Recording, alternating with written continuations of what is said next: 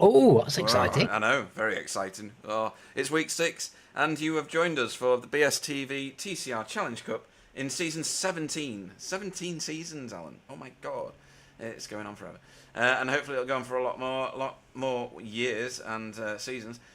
Week 6, Mugello. We are in an endurance week. There are 2 this season. It's a new feature of this season. And what a wonderful place to do that. We are in Italy. We are near whatever that says there, Scarperia e San Piero. It sounds like St. Peter to me, so I am glad I'm here. I'm Pete Bingham, and I'm Mm. joined in the booth by the ever present and highly professional contributor to this broadcast, Sir Alan Toon. Good evening. How do you say that with a straight face? I love it. Hello, everybody. Well, we're here at the lovely Mugello. I love this place, and it's so curvy and swoopy. I can't wait to watch everybody going around here. And I'm told that people have passed. Um, yes, I think some of them are very, very fast. And we are looking at, it's quite a long track though, isn't it? 5.19 kilometres. That's a long lap. It is, Um, I never realized it was that long it's a because it doesn't beast. seem like it when you're driving, does it? It's just so engaging. You don't get any quiet. So I, I'm most used to watching MotoGP, Moto 2, Moto 3 on this circuit because it is a bike track ultimately. That's why the Italians designed it and built it, I think. Um, Oh, good evening. Well, good evening to Silas. I've already chatted to you on the chat. He will be shouting for Stefan, who's currently in Oh, good. 14th Right. in practice. And good evening to Anthony Jacobson. Why are you not racing? He's here to watch Carl Oh, crash. Well, Anthony. I know. Good Um, evening. good. Yes, no, it'd be great if you were actually on the track, I know. Anthony. I You'd know. love it. And as do you remember what I was talking about a minute ago? Spencer has just joined the session. Yeah, um, the way you see, I told you. I Yeah, told you. yeah, Uh, absolutely. Right, let's go and have a look at some people. Oh, we need to turn that off. We need to go and have a look at this, and then we need to do this, and we need to do something like. oh, that's a long list, Pete. It is. We've got 28 at the minute, and more to join. Last week rather was. We can call it a dry week because of the football. No such ailments this week. This is an endurance week, folks. So this is going to be an 80-minute feature-length race. We're going to do 15 minutes of qualifying in the next 6 minutes. It'll start.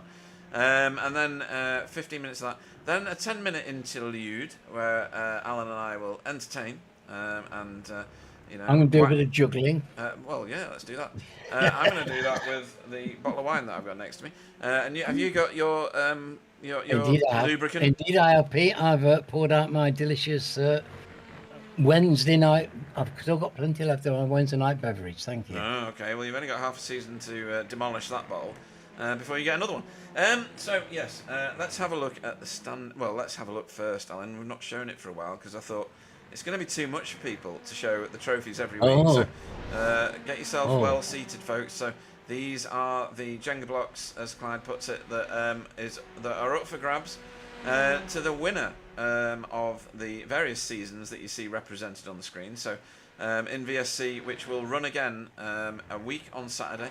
Um, it is season 15, and the trophy is on the left there for whichever victorious individual takes that home. yeah. So, well, I had a very good time with those guys on Saturday night. It was You did, fun. yeah. I vacated and going and sit in their booth with Clyde. It was great. And Sam was there working the cameras. So the cameras were absolutely amazing. It was like grease lightning on the replays. You couldn't believe it. I'll desperately try not to be offended by that sentence, but never mind. So, did you get Did he catch the end of the races? Funnily enough, Did he miss one? Did he? no. Oh, No, damn he did it! not. He did not. It was impeccable camera work by it. So, as you'd Really? expect, actually, he was, and it was his usual dry and laconic self. Of course. We wouldn't expect Are nothing those else from Mr. Booth. trophies real wood, Pete? I mean, they're not just plastic No, no, pretending to be wood, are they? They're the no, real thing. they What, are. grown inside a tree and everything? I think grown inside one, yeah, and then we had to Oh, like amazing. extract it, obviously with the zero carbon footprint involved. Because the previous trophies, folks, were the plastic ones that made God cry. These are the season 17 for this championship is the one on the right there. You can see season 18 and 19 pretty much lined up, ready to go behind. They are 16 feet tall, Alan, believe it or not, minimum.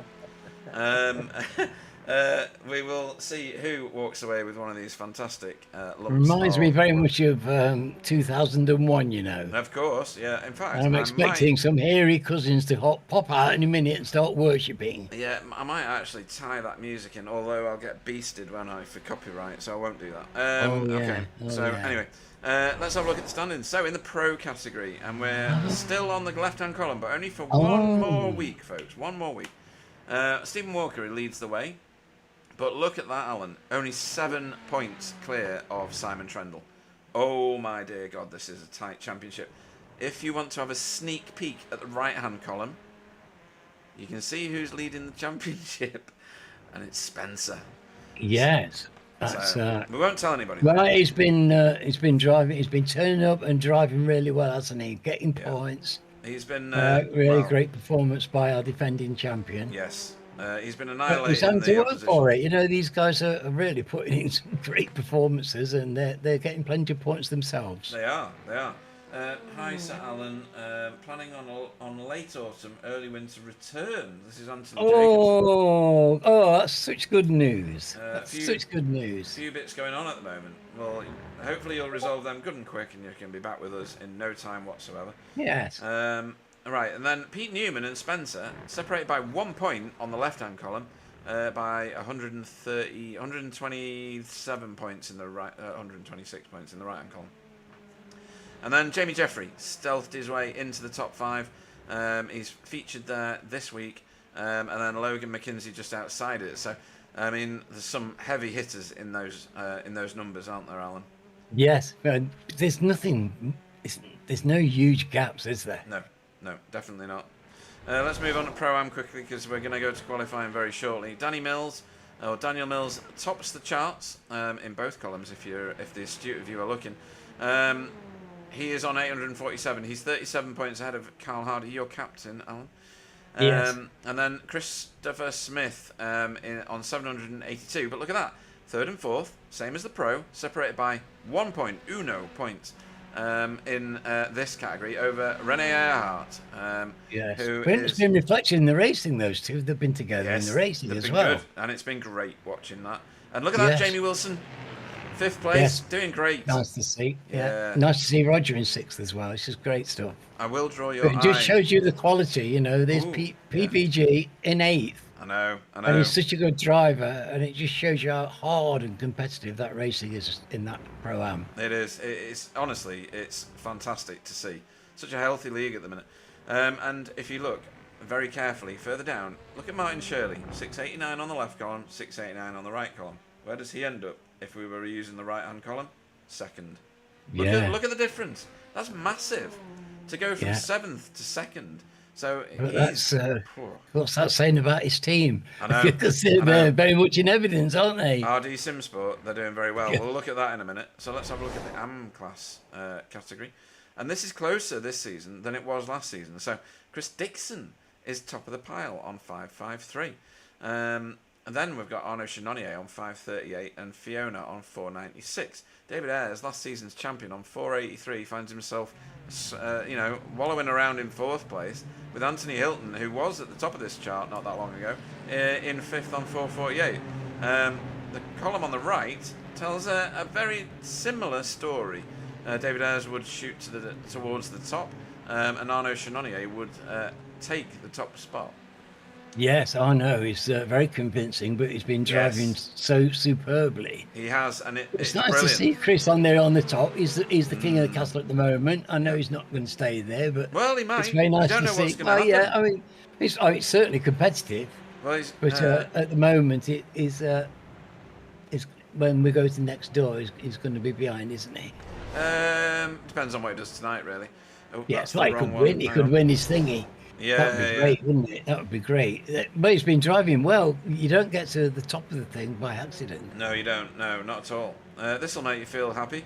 Result XPO Sims are top of the pile in the team championship with RD Simsport, who we've just spoken about, in second. Yes. They've got a little bit to do. They're call it 120 points behind, 110 points Yeah, behind. it's convincing lead, but RD Sinsport have been They've been good. fantastic. They've been good. Very reliable. Finishing top of the Pro-Am 1 and 2 regularly. And then it warms the cockles of whatever I've got. That Team Chimera are in third here. With the big hitters, Spectre 6, Safeguard, SRG, Sim Racing Grid, and then the two Hydro Race Geodesic teams in 4th to 8th place. I mean, you wouldn't have thought that, would you, at the start of the season? But never mind. No, but I'm very glad to see where Safeguard is. Yeah, that's very healthy, isn't it? Right, let's have a look at driver of the meeting, because we've got lots to talk about when we get further into this season. Logan McKenzie's legging it with this championship of driver of the meeting. He's doing a great job so far. I think his performances have been very polished, Alan. Yes. Well, he's got incredible pace and he's been driving with a confidence and also with some very accuracy. So not getting involved in bother and stuff and yeah, raking the points in just quietly. Yeah. Right, let's have a look at the Safe Driver Award. So Alan's Safe Driver Award. Chris Dixon. Would you have predicted that? Would you? I might have done. Because Chris is very reliable and he doesn't chuck the car around much. He tries to keep his line and everything. It doesn't surprise me, but he's been right in the wars this season. So I always think that it's hard when he's had lots of good chances for racing, and that's very gratifying. Right. Okay. The fact that he's doing so well there is yeah. I mean, to be fair, he's very, very careful, and it shows in his performances because he's at the top of the AM class, and he's going to do really well over the course of the season if he carries on that way. And then Jamie Jeffrey, who we regularly see in this particular trophy at the very pointy end, and Jamie Wilson as well. He was up there last season. I know that's a bit unfeasible with those two. I know. Because they're always in this. Of it. Yeah. And doing fantastic work. How they do so well there just shows you, doesn't it? It does. So we've got Jay Corley saying race day on the chat.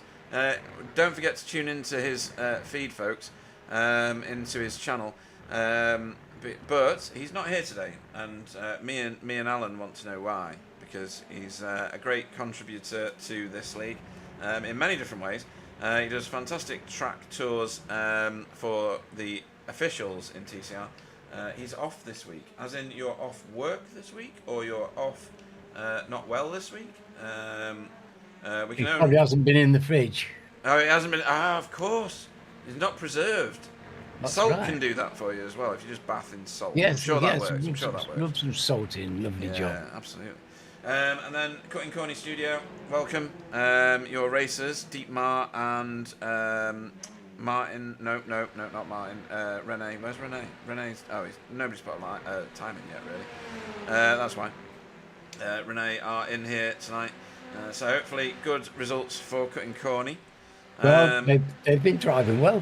Who hasn't been driving well? I know, there's been some good stuff going on. Everybody's been driving well. I really think that the racing's been so great. Everybody's had good racing, and you can't say anybody's been driving poorly. No, you can't. Everybody's been driving well. It's been super competitive and super fair. Yeah. So this track is it's not new to me, as in I know it from watching Superbikes and Moto and things like that. However, I have never driven a lap in anger around here. I know you have, haven't you? Oh, I've driven lots around here. I was here on Sunday in a Williams Formula One car. Oh, wow. Okay. Yeah, we have a Sunday Madness League. That does sound like madness to me. It's not the widest track, is it? It surprises me that you were around here in F1 cars, because it's not wide. No, I'm not skilled, so it was a lot of fun. Yeah. Right, okay. So we are going to go on board with Renee when he makes it round to the start-finish point on this lap. What number car is Renee? 77. Where are you on track? 77. Oh, you're not actually recorded a time yet, so we'll just jump on board with him anyway. Let's go for cockpit. No, we'll go roll bar. Yeah, roll bar. Well, it Here kicks we off go. the way it means to continue, doesn't it? This lap starts off the way it means to continue. Yeah, yeah. So we absolutely muller the car. Oh, he's pulling over. That's Oh. interesting. Who's going past him? Is that Jamie? I think it was Jamie. Let's jump on board with Jamie Jeffrey. Oh, where's it gone? Oh. Let's go roll bar. There we go. So he's into the first turn already. Second gear around here is quite a slow corner. San Donato is the corner, if I remember. And then Luco. This one you can absolutely hoon it through. And then if you take an equal amount of extra curb, as he did do there at, I don't know, Pogo is the way that I remember that one. I don't know what it's properly called. And then down this little short straight to Matarassi, you take this, I can't remember what that one is, on the right hand side there at full beans, down the what we call the little back straight here into Casanova. Remember this, downhill, very steep this as well. Off camber it feels like, it's not, through whatever corner that is. And then Arrabbiata 1. This is a wonderful series of corners that follows this. You get a short straight, you don't even stop turning really. You stay in fourth gear. Arrabbiata 2, down to Scarperia, which is down here. I'm saying all these names wrong, but never mind. Then you've got this S's section, so avoid those sausage curbs in most cars. In the TCR it's quite forgiving, so it'll let you take those. Down through whatever this straight is called. I don't think it has a straight actually. Don't remember this one. I think it's like Coronation or something like that in Italian. Take a late apex here to get your car straightened up. Yeah. And then, yeah, it's nice, isn't it, this section? I love this. Biondetti 1 and 2, that's what those are. Getting through the gears here up into fifth. Buccini is this, I think is how you say this one. A long left-hander. It seems to go on forever. You just want it to end because you know what's coming next. It's lots and lots of gas and lots of huge straight. This is a huge straight. This goes on forever. And this is a slipstream mecca. You will see lots of people, especially in the early laps of this endurance race, going many wide here because they will all have toe on one another. We see this at Spa. It's kind of a hilarity situation because for a few laps it's, well, which random person is going to lead at the end of this lap then? Unless someone like Mr. Naveed Hussain disappears off at the front of the race, which we've seen previously, Alan. Yeah, well, this is a very different race week with this. Here we are at this track, but we're in here for an expedition of a race, aren't we? So we're not going to get the sprint race zooming away, and this is changing the whole weighting of the importance of qualification because generally it's almost a ticket to a gold medal, isn't it? I think so, yeah. And do you think this this house brick with wheels attached to it is going to do what Naveed needs it to, or do what Stefan needs it to? Christopher Smith. I've been told by a pixie that these things are flying around here. Oh, really? Oh, okay. Yes. Oh, now, it doesn't surprise me because this is a fast circuit. Okay. There's a huge swathe of really nice fast corners where they're going to be able to use their pace and their acceleration. Okay, then. Well, and you've got that long straight as well, and they're fast in a straight line. Yeah. And they've got that huge long straight that you just described so beautifully. Well, it is. It's one of the longest straights on any track as a comparison to the rest of the track. So we've got Stefan, who will be duking it out probably with Christopher Smith within that Pro-Am class. They are in Audis. And then we've got Anthony Hilton, who may end up riding a wave of Audi success into the top of the AM class. We will have to see. So, for those of you new to this league, AM class is denoted by the orange boards with black writing on the window screens and the side boards of the car. If you're in Pro AM class, you've got green boards with white writing. If you are a previous champion in that said classification, you would have a yellow writing. There is no one in that class of car other than Chris Needham, but he's not here. Oh no, he is. Hey, Chris Needham's back. Yes, excellent stuff. Excellent stuff. Air Smart Racing, you'll see once the camera focuses on him, he has green boards and yellow writing. That's an ex-champion of this series. And then we have, let's choose one, Logan McKenzie. He's in the pro class, so he's got blue number boards, blue banner in his windscreen, white writing. Unless, of course, you are an ex-champion, of which we have a number in this series now. One of them is this boy, Sam Blees, multiple previous champion. Blue boards, blue windscreen banner, yellow writing, denotes a previous champion. He's blue all over his Sam. He is. He's had a bit of a rough ride this season. It's not being his. None of it's his fault either. No. Yeah, go on. The odd things haven't broken for him every week, have they? No, they haven't. It's not like he's lacking in pace or anything. No.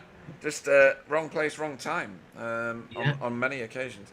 So then we've got the other extreme, which is Stephen Walker, who is a multiple previous champion who's having a really good season. And the Spectre 6 are having quite a healthy season as well. They're in 4th in the championship at the moment and making their way northwards in that team championship. Long-running teams in this series, of course. Yeah, let's find some cars that we don't normally stare at. Jura Larkinen in that Jurassic Park. That's how I remember how to say his name. That's how this all came about. Because Jura is how you say his name. It's also a fantastic whiskey, Alan. Yes, I've got some 10-year-old Jura in my lovely. cabinet. Yeah. I don't like their superstition, I think it is. It's too smoky for me, but otherwise... No, I'm not a smoky or a peaty person. Oh, I do like some of the peats, the Highland Well, I ones. like one. I like Ardmore. I quite like Ardmore. That's nice. Yes, it's kind of light. It's not. I don't like heavily peated. No. It gets a bit headachy, on the other hand, I like having lots of peat on Wednesday night. Hey, yeah. Where is he anyway? Is he in? Is Pete Van Gool in this session? He's not, is he? But Pete Newman is. Well, it wasn't really the Pete I had in mind, to be honest. It was you. Oh, was it me? Oh, my God. Yes, really? The kind of Pete, proximity. I'm sitting right next to you, I know you are, yeah. Get your hand off my leg. Right, so David Johansson, another one of the super fast in the sim racing grid colours. He races alongside Logan McKenzie for sim racing grid. They're having a very good season again. Very, very strong team. They were missing last season, and in numbers. Just a classy outfit, aren't they? They are. 28 drivers in the session now. Good to see the beautiful white and we'll call that purple of Kylie Haddington. Yeah, Kylie. Yeah. At the minute, he's bringing up the bottom of the table, but there's no shame in that in this league. And I know that he'll move forward. Look at the times; they're all going to be hammer and tongs. There's going to be plenty of racing everywhere. The one thing that worries me, Alan, is Naveed Hussain is nearly half a second slower than Stephen Walker, which says to me that Stephen Walker has got his stuff, which would have been a four-letter word starting with a S and ending in T together. For this race. No, there's two things we can say about that. One, Stephen is very quick and has been increasingly faster this season. And he's loving that car. He likes this track a great deal, but he's also been he's got a fantastic setup, I think, in that car. Right, okay. Oh, good evening good evening to Matthew Zepka, who's chasing down Logan McKenzie on the fan club side. Welcome to you. Oh, that's nice. We are. Oh, Logan will appreciate that. Yeah, I think Stephen's got a fantastic setup. He can drive that thing on any track, and he just seems to get incredible pace out of it. Yeah, the Honda doesn't seem like the strongest of cars, seeing as he is the only one in the top 10. Apparently not. Crazy, isn't it? Right, so... But an exceptional driver, and he does get the best out of any car, doesn't he, that he's placed in? He does. So, I'm going to interrupt because people have been caught out here, Alan. This is not a heat race. So, qualifying will run for another few minutes. Because in non-heat race scenarios, you can keep racing. I think the guys have been caught out by that, and Jura is actually doing a practice pit stop. So let's talk about that. after this qualifying session, there will be 10 minutes of well, hopefully not silence, because that's not why you turned up, is it? You will then experience an 80-minute race on 38% fuel. So that, Alan, equates to a guaranteed 2 pit stops. They've only got 1 fast repair, which means they've only got 1 spare car. So if they break it, they are going to have to sit around or, I guess, rage quit. Oh, look at that sideways from Mr. Wilson. That was very, very overexcited at the rears there, wasn't it? Ambitious. Ambitious. There's a good. I like what you did with that. That was excellent. Scraping positivity from the jaws of negativity. I like that. That was good. The occasional driver here has realised that we're still good to go. Some of them have realised that it's no good. So I think we'll get to about 18 minutes before the session ticks over.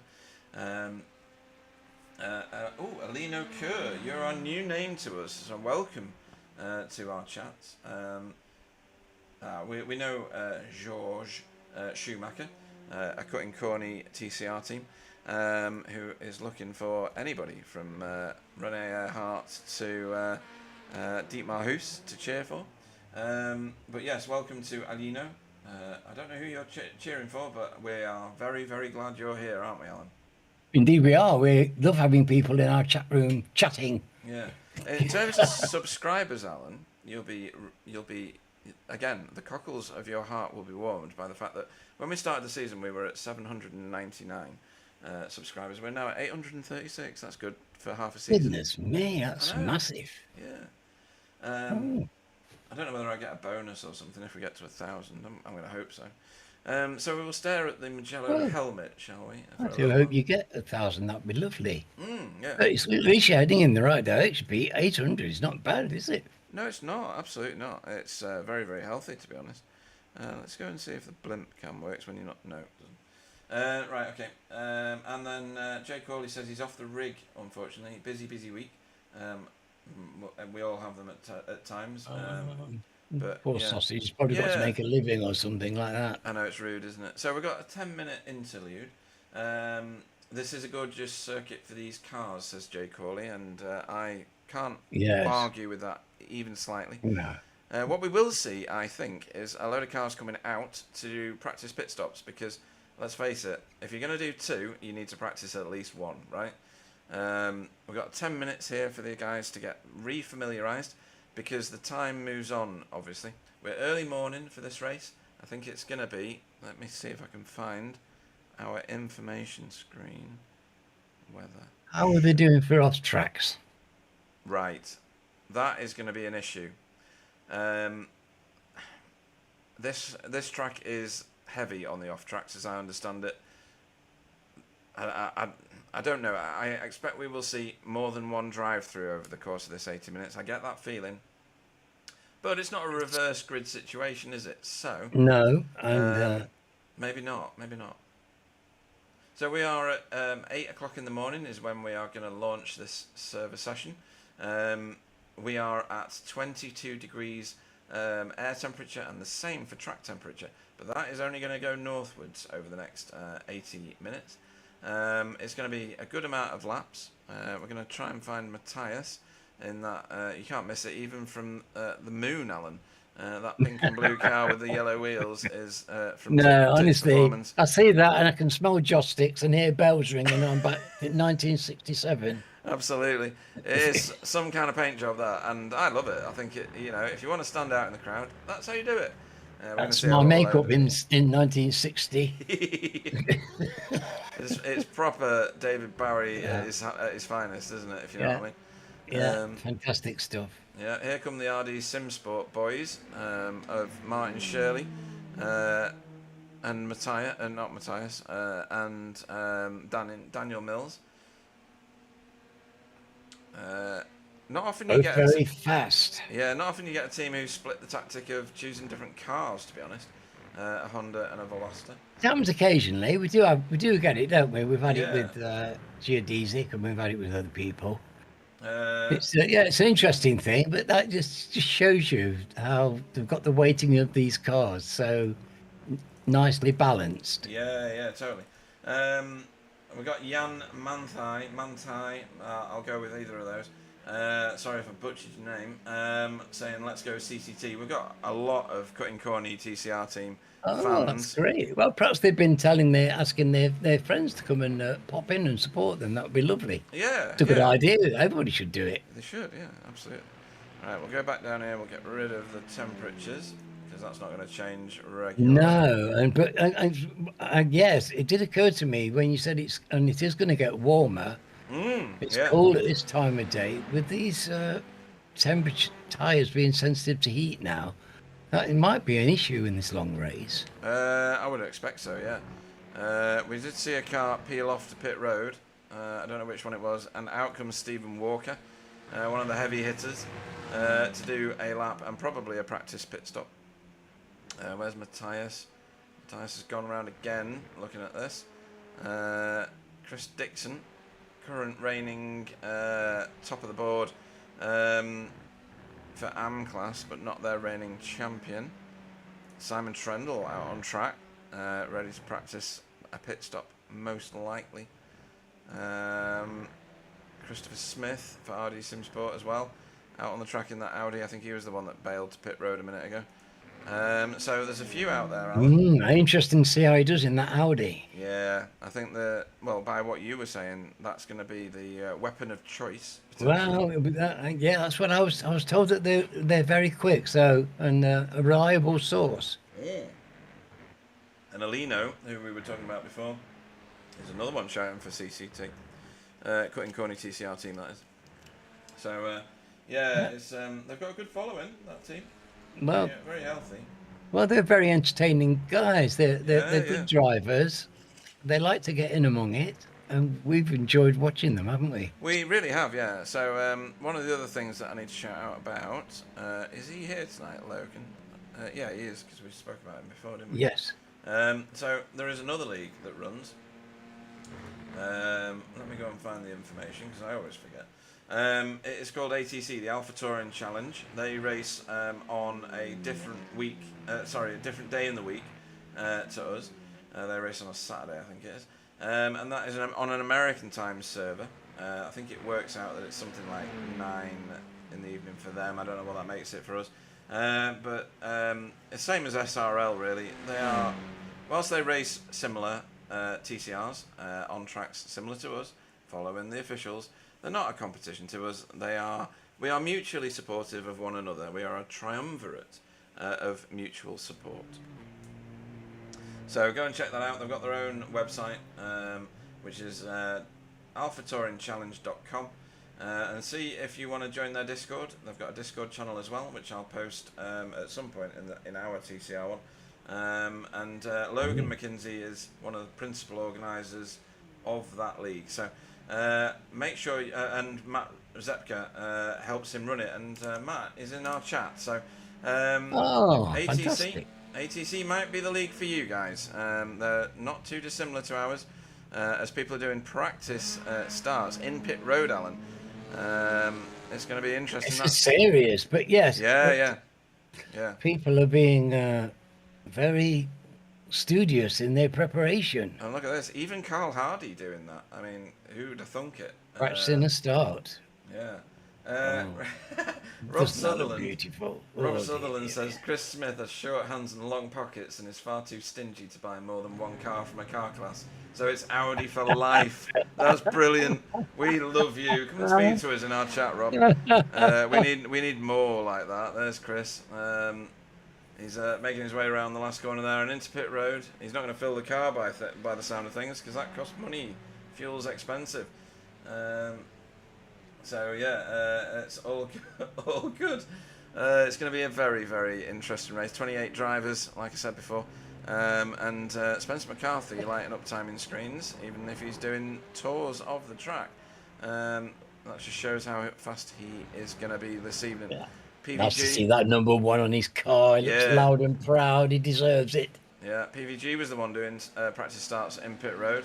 The start here is going to be critical, isn't it, Alan? As you rightly point out, in our usual sprint races, race ones of our usual heat races, Track position is everything in this first race, or the race in this case.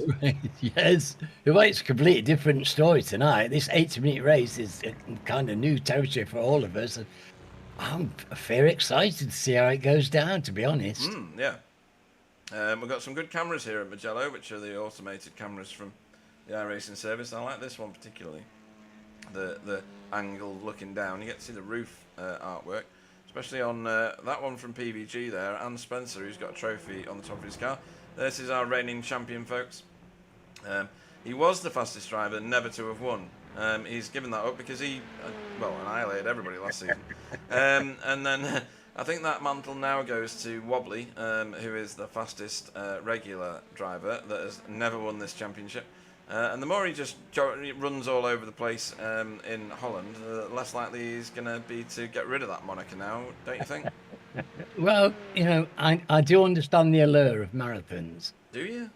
Yes, my son does them. Oh, yeah, of course, you've told me that before. Sorry, yeah. Yes. Doesn't he do like triathlon as well or something like that? I can't remember. With the ride bikes and swim. Yeah.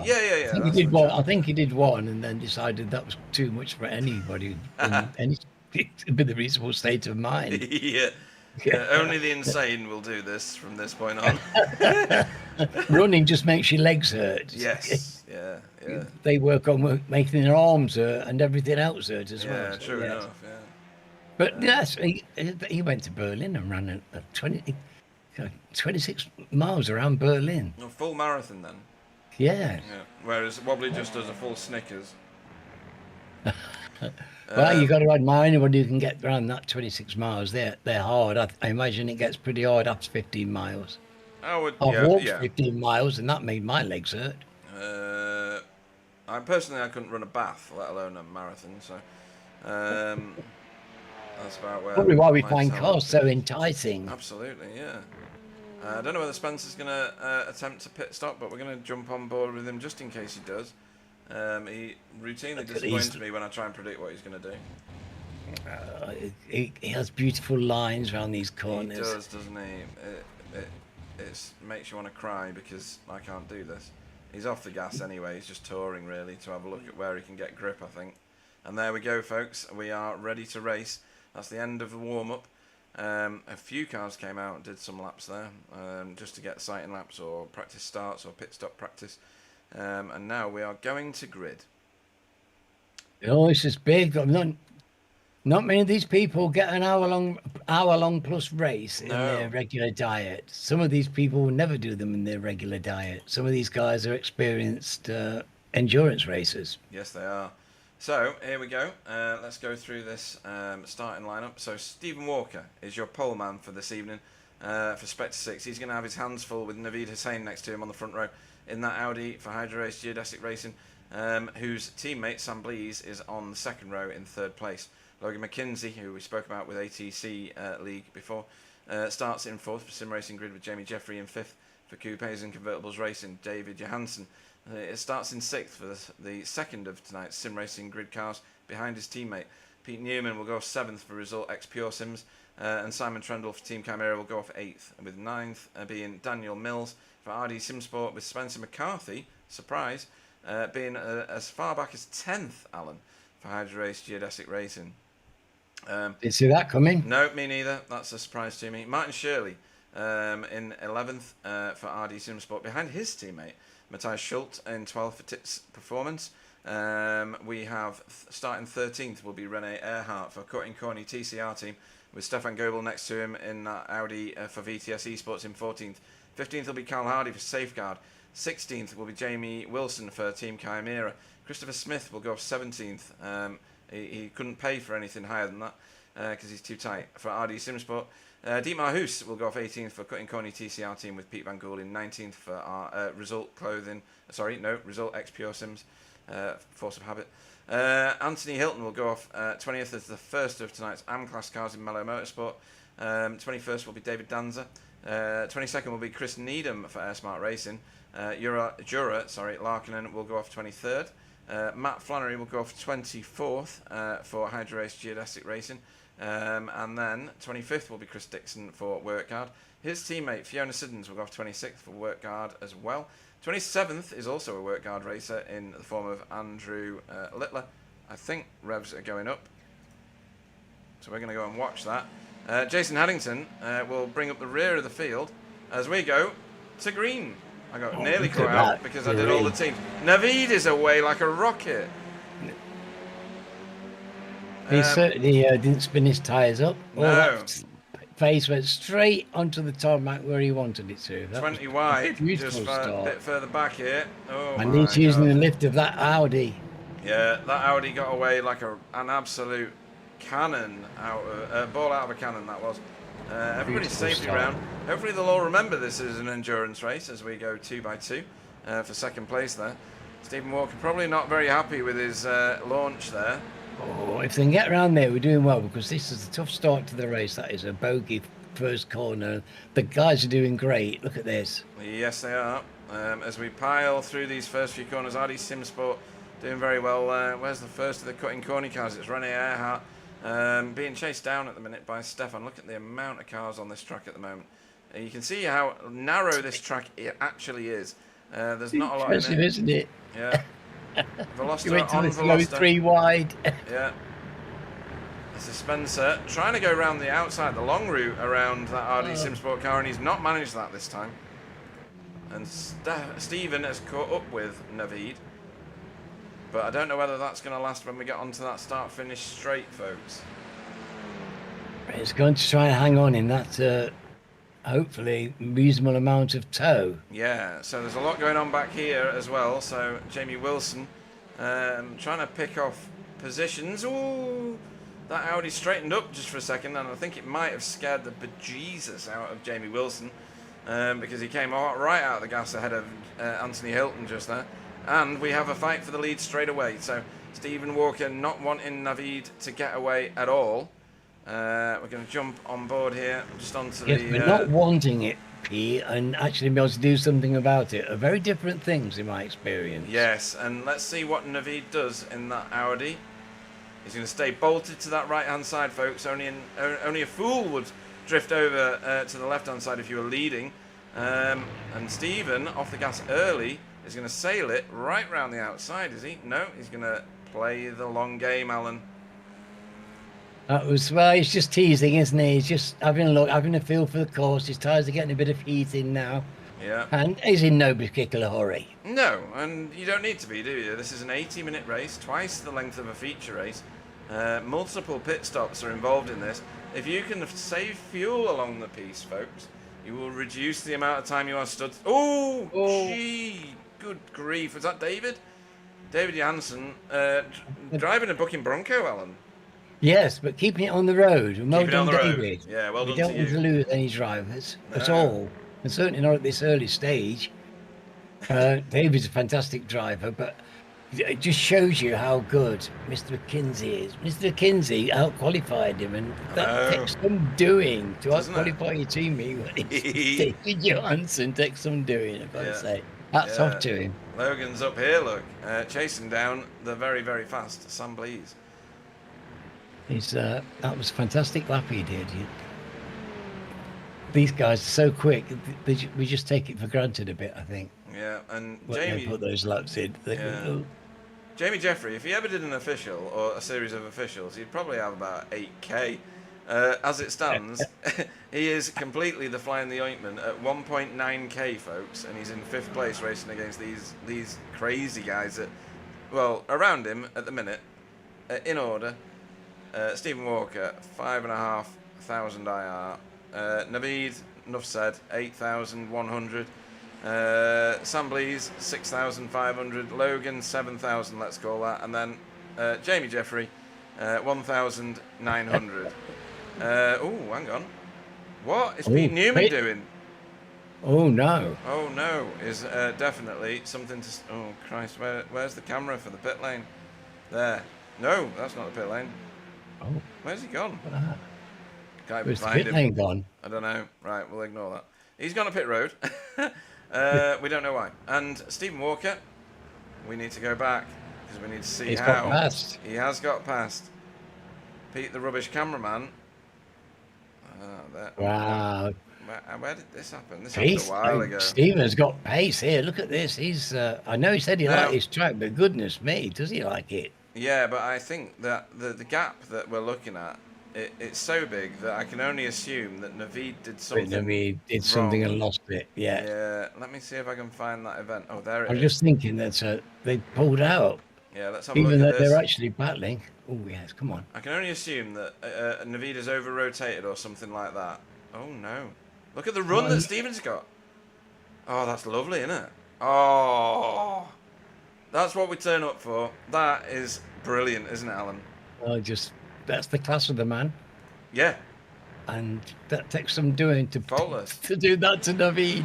Yeah. Naveed will be delighted with that. He will love it. He will, because it might mean that he can now fuel save. He can now sit in that tow and fuel save. You don't know what the tactics are, Alan. This is what the beauty of having these endurance races in a league is. We do it in V8s. We've never done it in TCRs until this season. And let's see what flushes out. Yes, and well, that assumes that Naveed will be able to keep on Stephen's wheel, of course. Yes, Jamie Wilson stuffs it down the inside very nicely there of Christopher Smith and takes that position at the apex. That was lovely. Classic, just classic. It's simple, straightforward. He had the pace. Right, let's see what Christopher and Smith has got. Yeah. But Chris is not giving it up, and No. he's in the tow, and well, Jamie's going to stay right. He's going to bolt that car, that Elantra, to the right-hand side, is he? No. Ah, now Christopher's off the gas a mile before the corner. That is a fuel-saving car, Alan. that's cracky. He's not wasted any time. Lap 4 and he's off the gas and taking the tow. If you've got a strategy, do it strong. Yes, well, I hope he doesn't lose his place, because that tow's coming would be very handy. He doesn't want to lose it. Yeah, thanks, Matthew, for pointing out how bad my camera work is. Stephen past Naveed. Right, Stephen's got the fastest lap of the race. Not much of a surprise in that, a 158.9. That was an overtake there with Carl Hardy, was it? No, it was Stefan on Carl. Stefan. Yeah, nice overtake, well done. Ooh, what's Yes, going on back here? well, as now, well? yes, Cole told me he didn't have much. He was not feeling it here and didn't have much pace, so that didn't brighten up my day. Apparently, It didn't, but you go. Stefan's got a lot of pace in this Audi. yeah, according to Matt Rozepska, or Zepska, I'm just going to butcher your name all night. He says, we love the camera work and the commentary, don't worry. I think he's referring to you. I think he thinks that you're in charge of the cameras. Right, well, I'd be very surprised to find that. Last time I used a camera, it was a box brownie. You had to wind up the top, didn't you, to move the 35mm across. I had to take the glass plates out of it and expose them in sunlight. Spencer does a fantastic move on David Johansen, who I can only I don't know, assume... these guys aren't hanging around on these corners, No. are they? That's the same corner. Well, Spencer probably looked at his timing screen. Matt Flannery's just picked off somebody further back. I'll try and find Matt Flannery. There he Last is. corner onto the straight, and it's Yeah, they love it's it. like, it goes on for a long time. Yeah, and certain people have got it hooked up. They But certainly have. do you reckon Spencer looked down at his qualifying position and went, why am I in 10th? It's because I've not practiced. That's what that is. Well, that's he's his getting usual plenty of MO. practice now, because getting past David isn't easy. No, it's not. We're going to end up with cutting corny TCR drivers on the same bit of tarmac eventually, I think, because that's Renee, and Dietmar is back here and not that far away. Let's have a look at who else is close. Some little tiny gaps forming, but one that isn't forming is the lead. So Naveed is staying with Stephen for now. Yes, it's up to 0.9 of a second, but every time Naveed gets on a straight bit of track, it does come down. Daniel Mills putting lots of pressure here for RD Simsport onto David Johansen, who probably not going to like that. That's a Veloster chasing him down. Yes. I'm not sure that David's got his usual pace at the moment. It Not at seems the to me moment, that no. it's. I wouldn't expect people to be getting past him quite as simply as they are at the moment. So I'm just wondering what's the stories. I mean, mind you, they are good, and we do have a settling in Yeah, you got a But bedding in period. Yeah, absolutely. yeah. Pete Newman went to pit road early on and is back out, but he's stone motherless last. So I don't know whether he's got another tactic at work. We've seen Pete Newman do some amazing things in the past. He won Okayama with a no stopper by 10 Yeah. seconds, which was just ridiculous a few seasons ago. So we know that he's a mega threat regardless of where he pits the car. So let's go on board with, or let's go roll bar with Daniel Mills as he gets the tow here from David Johansson. David Johansson's teammate is in 4th place, so David's going to want to do something about moving forward.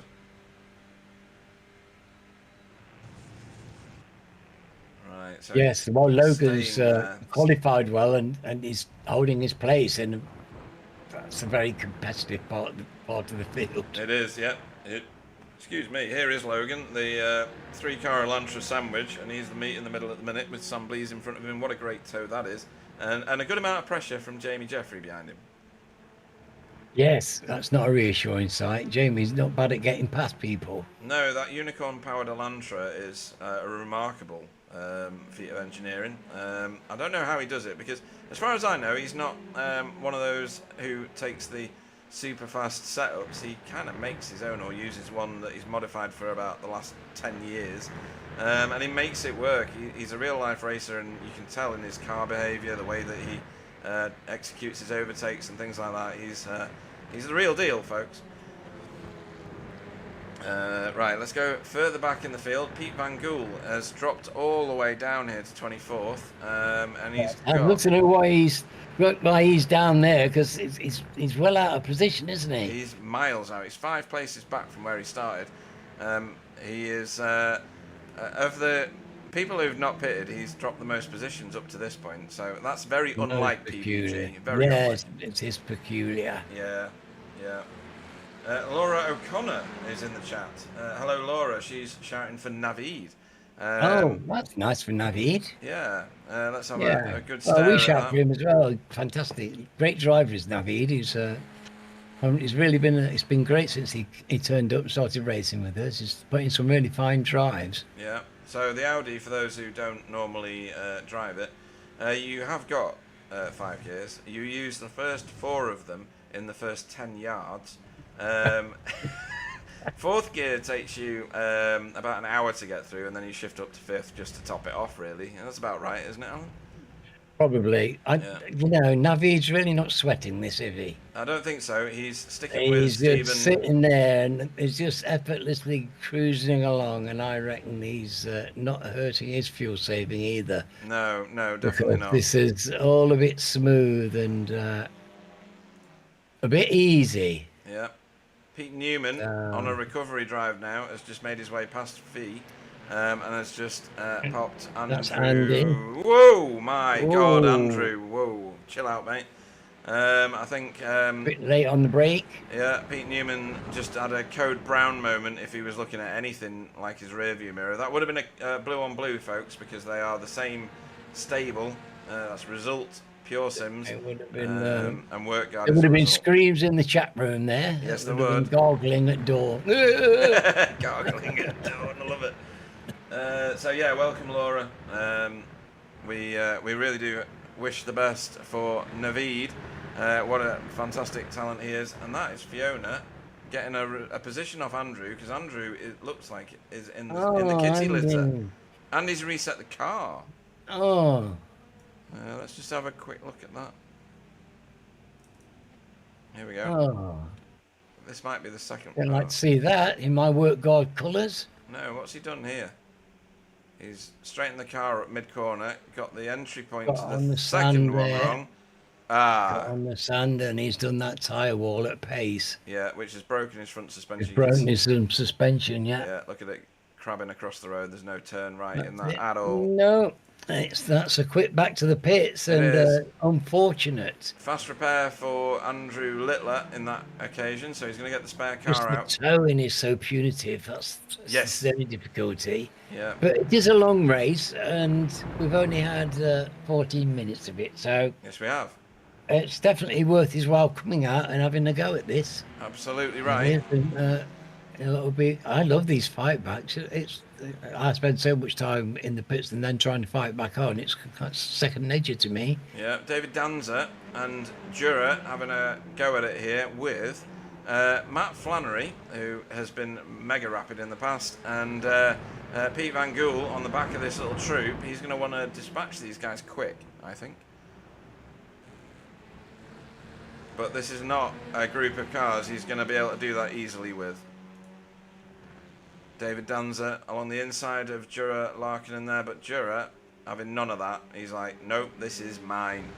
If you want it, you're going to have to really have a good fight for it here. He's on the favourable side for this corner. And then David Danza's just lost out, actually, to Matt Flannery by, I don't know, should he have backed out earlier? Don't think so. I think he should have stayed in it. I think his front-end grip just left him at the wrong time there. Believe it or not. It's busy at the back here, isn't it? It is. It's very busy, and it's very competitive, and it's wonderful to watch. And stunningly, so Matt Flannery, who is sporting the wrong boards at the moment, he's in the AM class category, and he's got the green boards. That's my problem, folks. Apologies for that. Anthony Hilton is the top AM class car, and he is 6 seconds ahead of that group. And he's getting pressure here from championship champion, rather, Chris Needham. Yes, and that's just. But Anthony is a very quick driver, and yeah. I might have to force him up a series. He's well got the lead of his class at the moment. Yeah.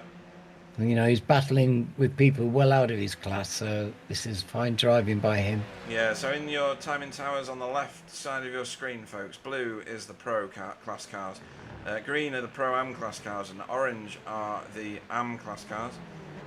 If you're colourblind, sorry. Matt Flannery trying to go around the outside here of Jura Larkinen. In fact, is Matt Flannery in Pro or is he in AM? Have I just got one wrong somewhere here? Something's going on here. Where is Matt Flannery in all this? Oh, he's 20th at the moment. Let me just, I'll just bugger about for a minute because I think he's in Pro Am anyway. Wrong one. Let me go and have a look at Pro Am. Oh, should he be in a green board? Yeah, he's in the right board. He's in the wrong class in the timing tower. So let me go and do a bit of buggering about and correct my error while you talk about beautiful things, Alan. Yeah, okay, I'll talk about beautiful things. Well, I could. One thing that reminds me very much of Jamaica. Yeah. That car there, it's doesn't it mind you? Don't you think of pineapples and sunshine when you see that? Absolutely. Ganja, probably. Maybe. I don't know what you mean. Right, let me do. Has Matt Flannery just changed colour? Yes, he has. So Matt Flannery's in the right class of car now. That's so clever of you to do that on the Just fly. Didn't I do well? Oh, what a brilliant man. I did it all by myself. He knows all kinds of buttons. He knows what to push. He knows what they do as well. It's fantastic. Shocking, isn't it? So Matt Flannery back in the right coloured boards and fighting and leading the little group that he is now romping away from, which is great. Yes, but look at Anthony. Anthony's cracking on here. He's got. Where is he? Now Pete, you see, he's making some ground, look, and so is Pete Newman. Chris Needham So got past Anthony. Let's have a look at that because yes, it's so these guys score points, folks, for where they finish in the race, not where they finish in their classes. So every overtake is worth the points. And look at that from Chris Needham, roars down the inside there, very nicely controlled, runs it to the outside. That is a very nice overtake. Yes, there's some quality driving, isn't there? Really good. So beautifully judged. And giving each other racing room. Plenty of room, given no danger, sweetly executed. Yeah. With 20 minutes respectful in. driving, it's gorgeous. Yeah, 20 minutes in, these cars I think can probably run for about 45 minutes on this fuel, maybe. I don't know. No, 35. I don't know. Keep stealing all their fuel beats, so I don't know. Yeah. They love you. I know, yeah.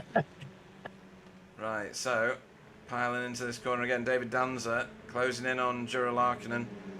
Jura trying to get back on term. Ooh, that's wide. Ooh. That's wide. Do you like that yellow and blue? I do. Beautiful harmony. It's gorgeous, isn't it? Anybody think he was Swedish?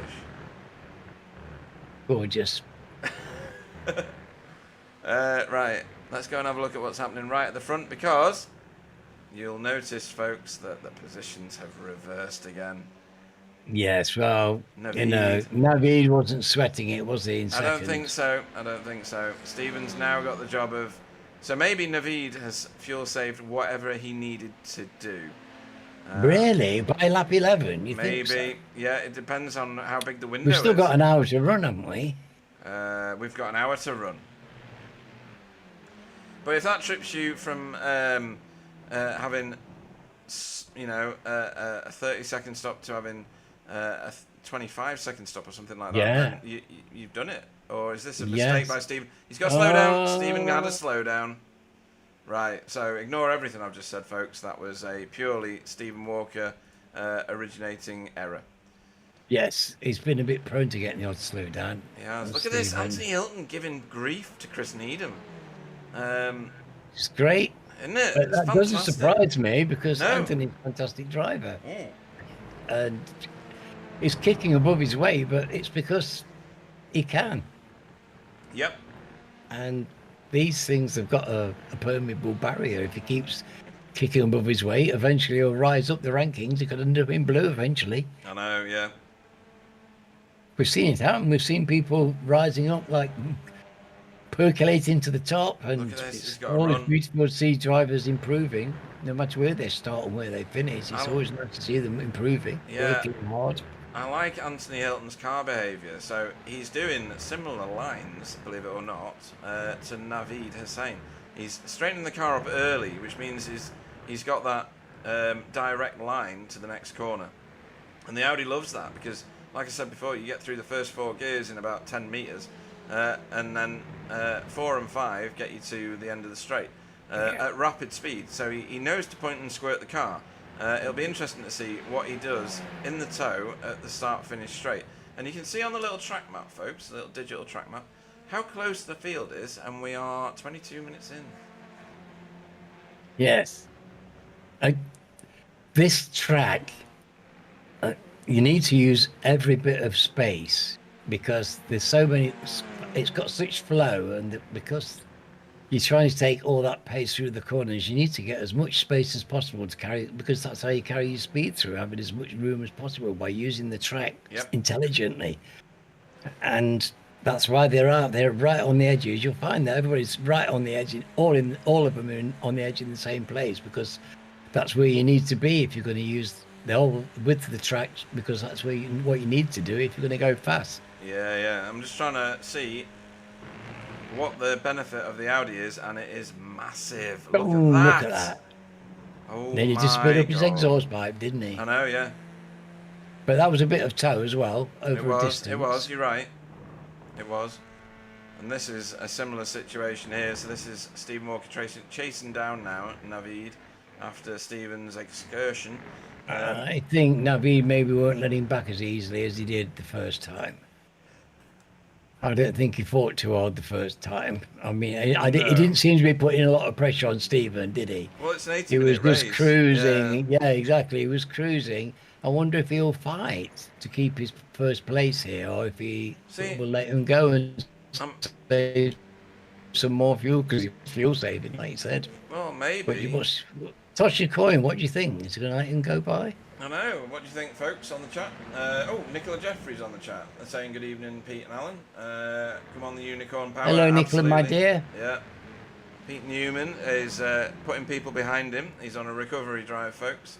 He pitted on lap 2. He's setting out to overtake the entire field. Yeah, here is. From last. He's done it before. Yeah. Here's who Nicola is shouting for. This is Jamie Jeffrey in that unicorn-powered Elantra. He's got Logan McKinsey in front of him, and he's hoovering up the gap. The Elantra doesn't seem to benefit from the tow too much, does it? And it does depend. Let's listen. Oh, he's off the gas a mile before the corner, so he's fuel saving. They all are, I should think. I think so, They're all trying to out fuel save themselves. Yeah. Well, some of these guys, Stephen's one of the ones who's got a track record of using fuel saving and using pit stops brilliantly. He's a During master races, we've seen tactician. him win races through clever pit stops. Right, there's battles Fuel everywhere saving. now for some reason. So PVG is hoovering up the miles behind Matt Flannery at the moment, closing in on him rapidly. Jamie Wilson's got Christopher Smith here for intimate company.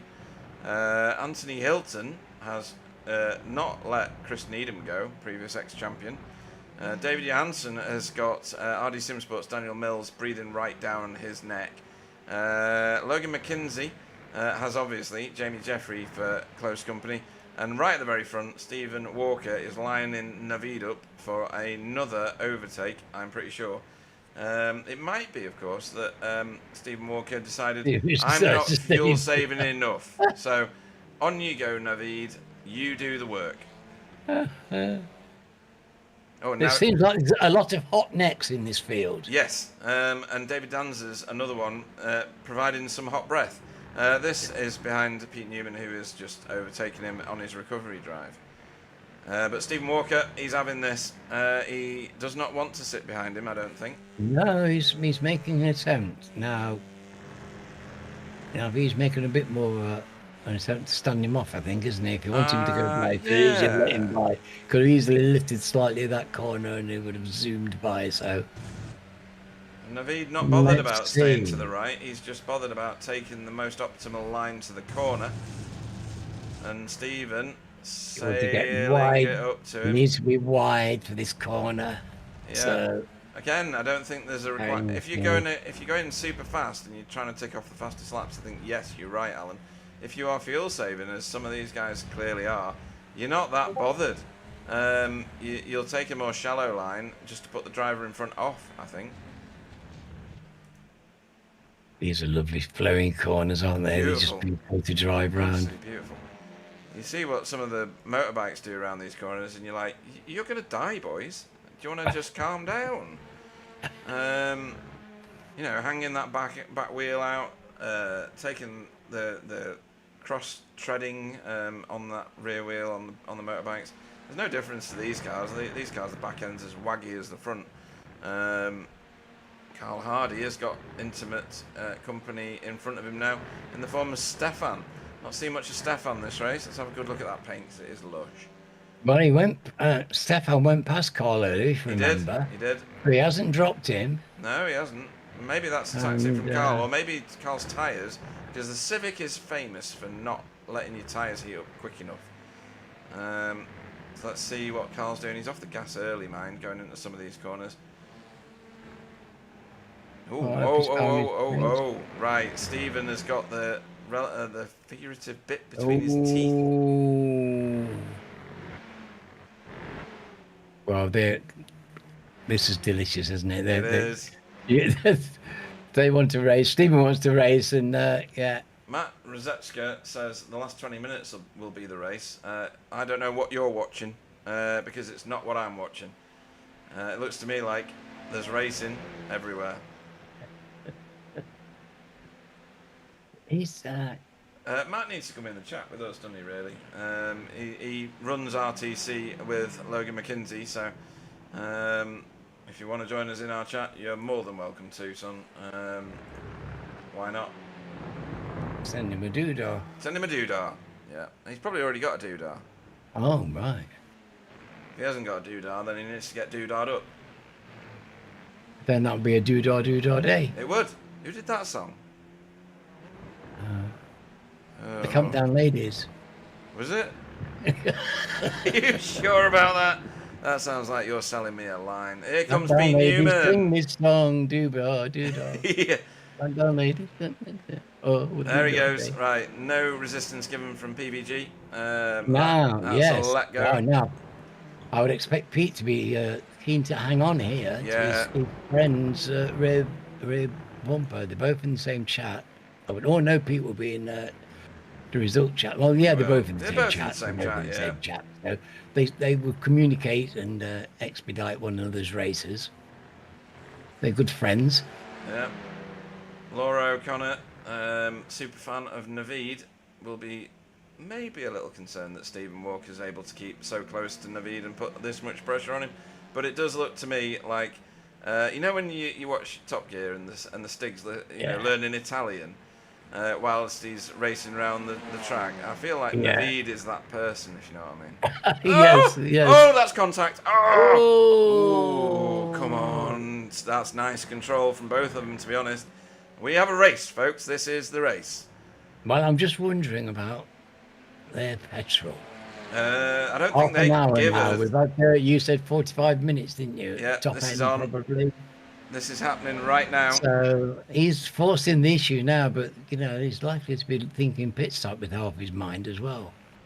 Oh, that's a good point. We must be getting near a window here. You're good. He's going to cut back.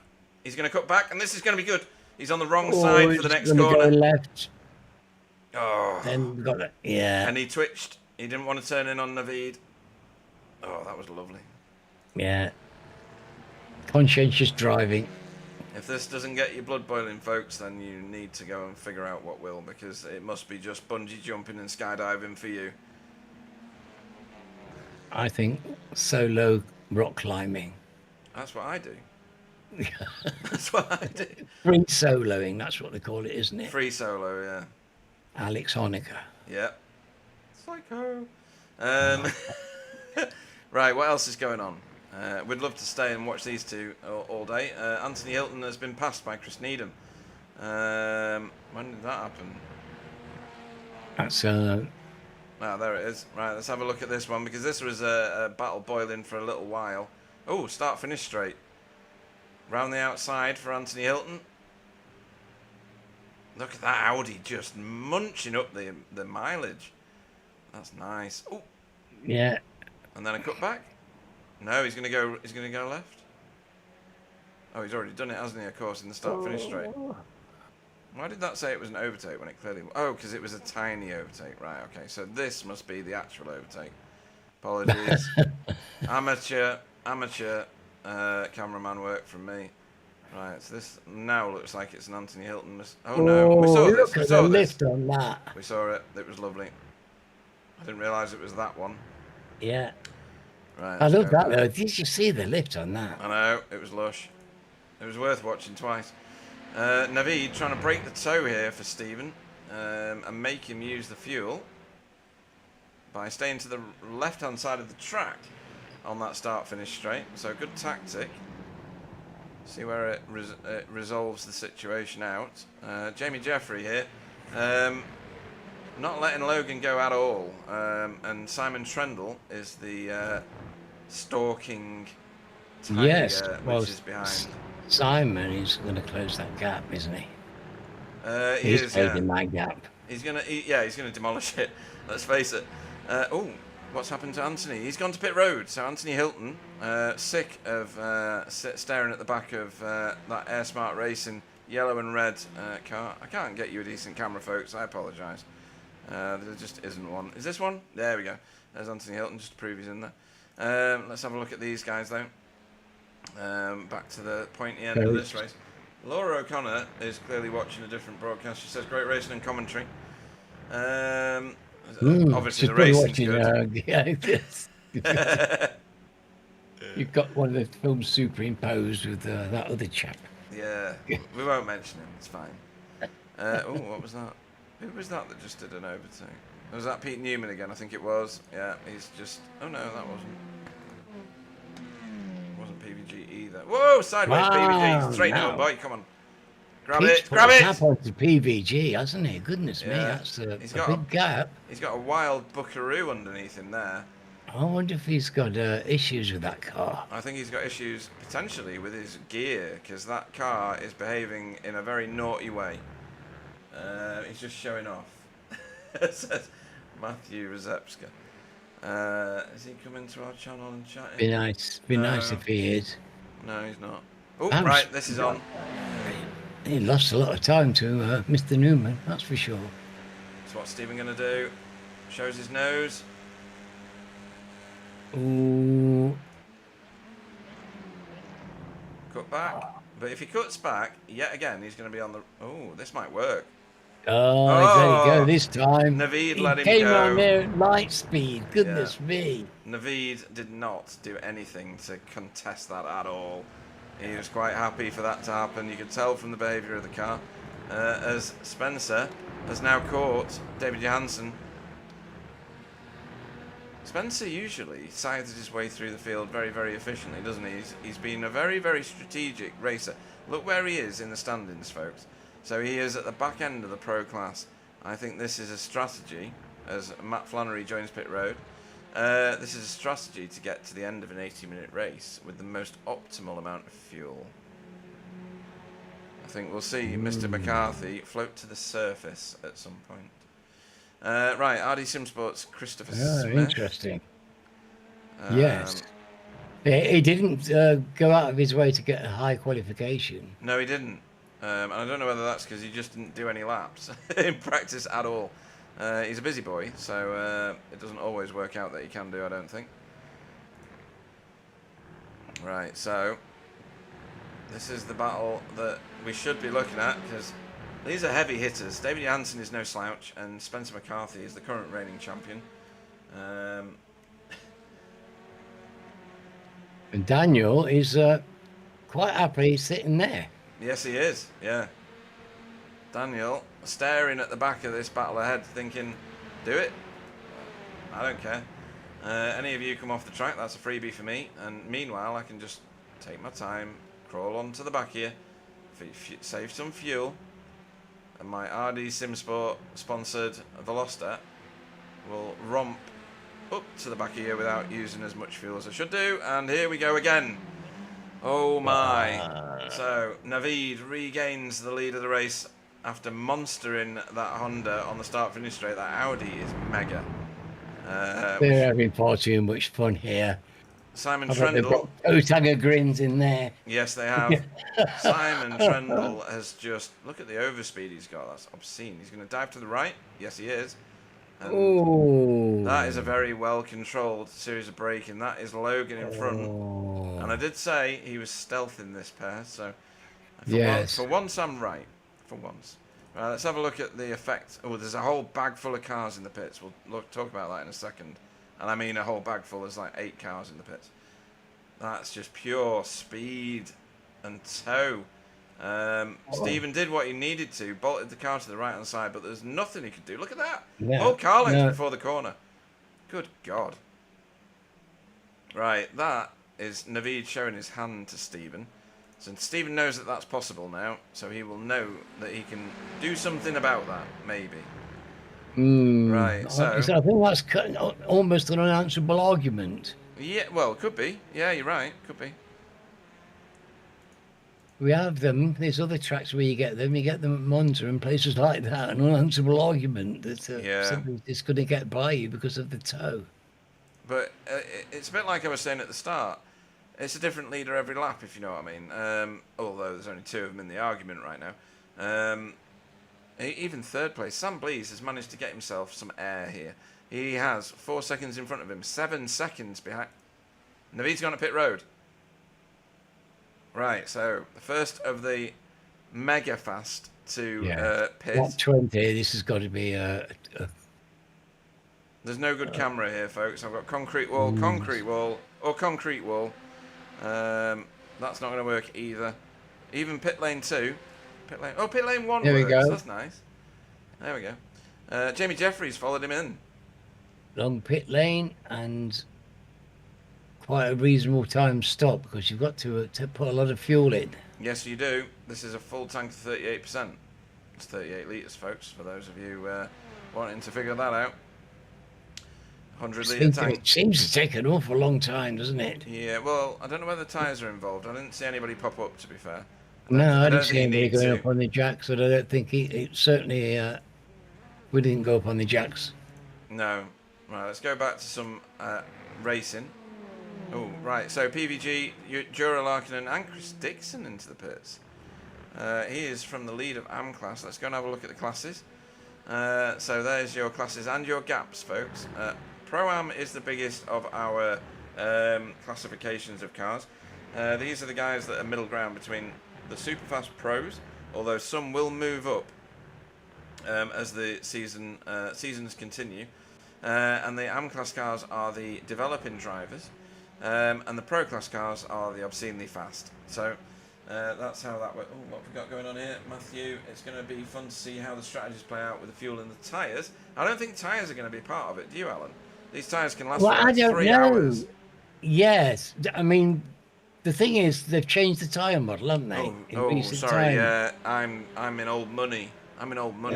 So I don't know that anybody knows how these tyres are going to stack up for an hour and 20-minute race, Pete. I really don't. No, not at all. We have. I know that people have been getting heating problems and tyres overheating, but coming back after a lap or two to cool down. So, it's an unknown quantity. Yeah. Sorry, I'm just. The whole of the Pro class almost have just pitted the cars.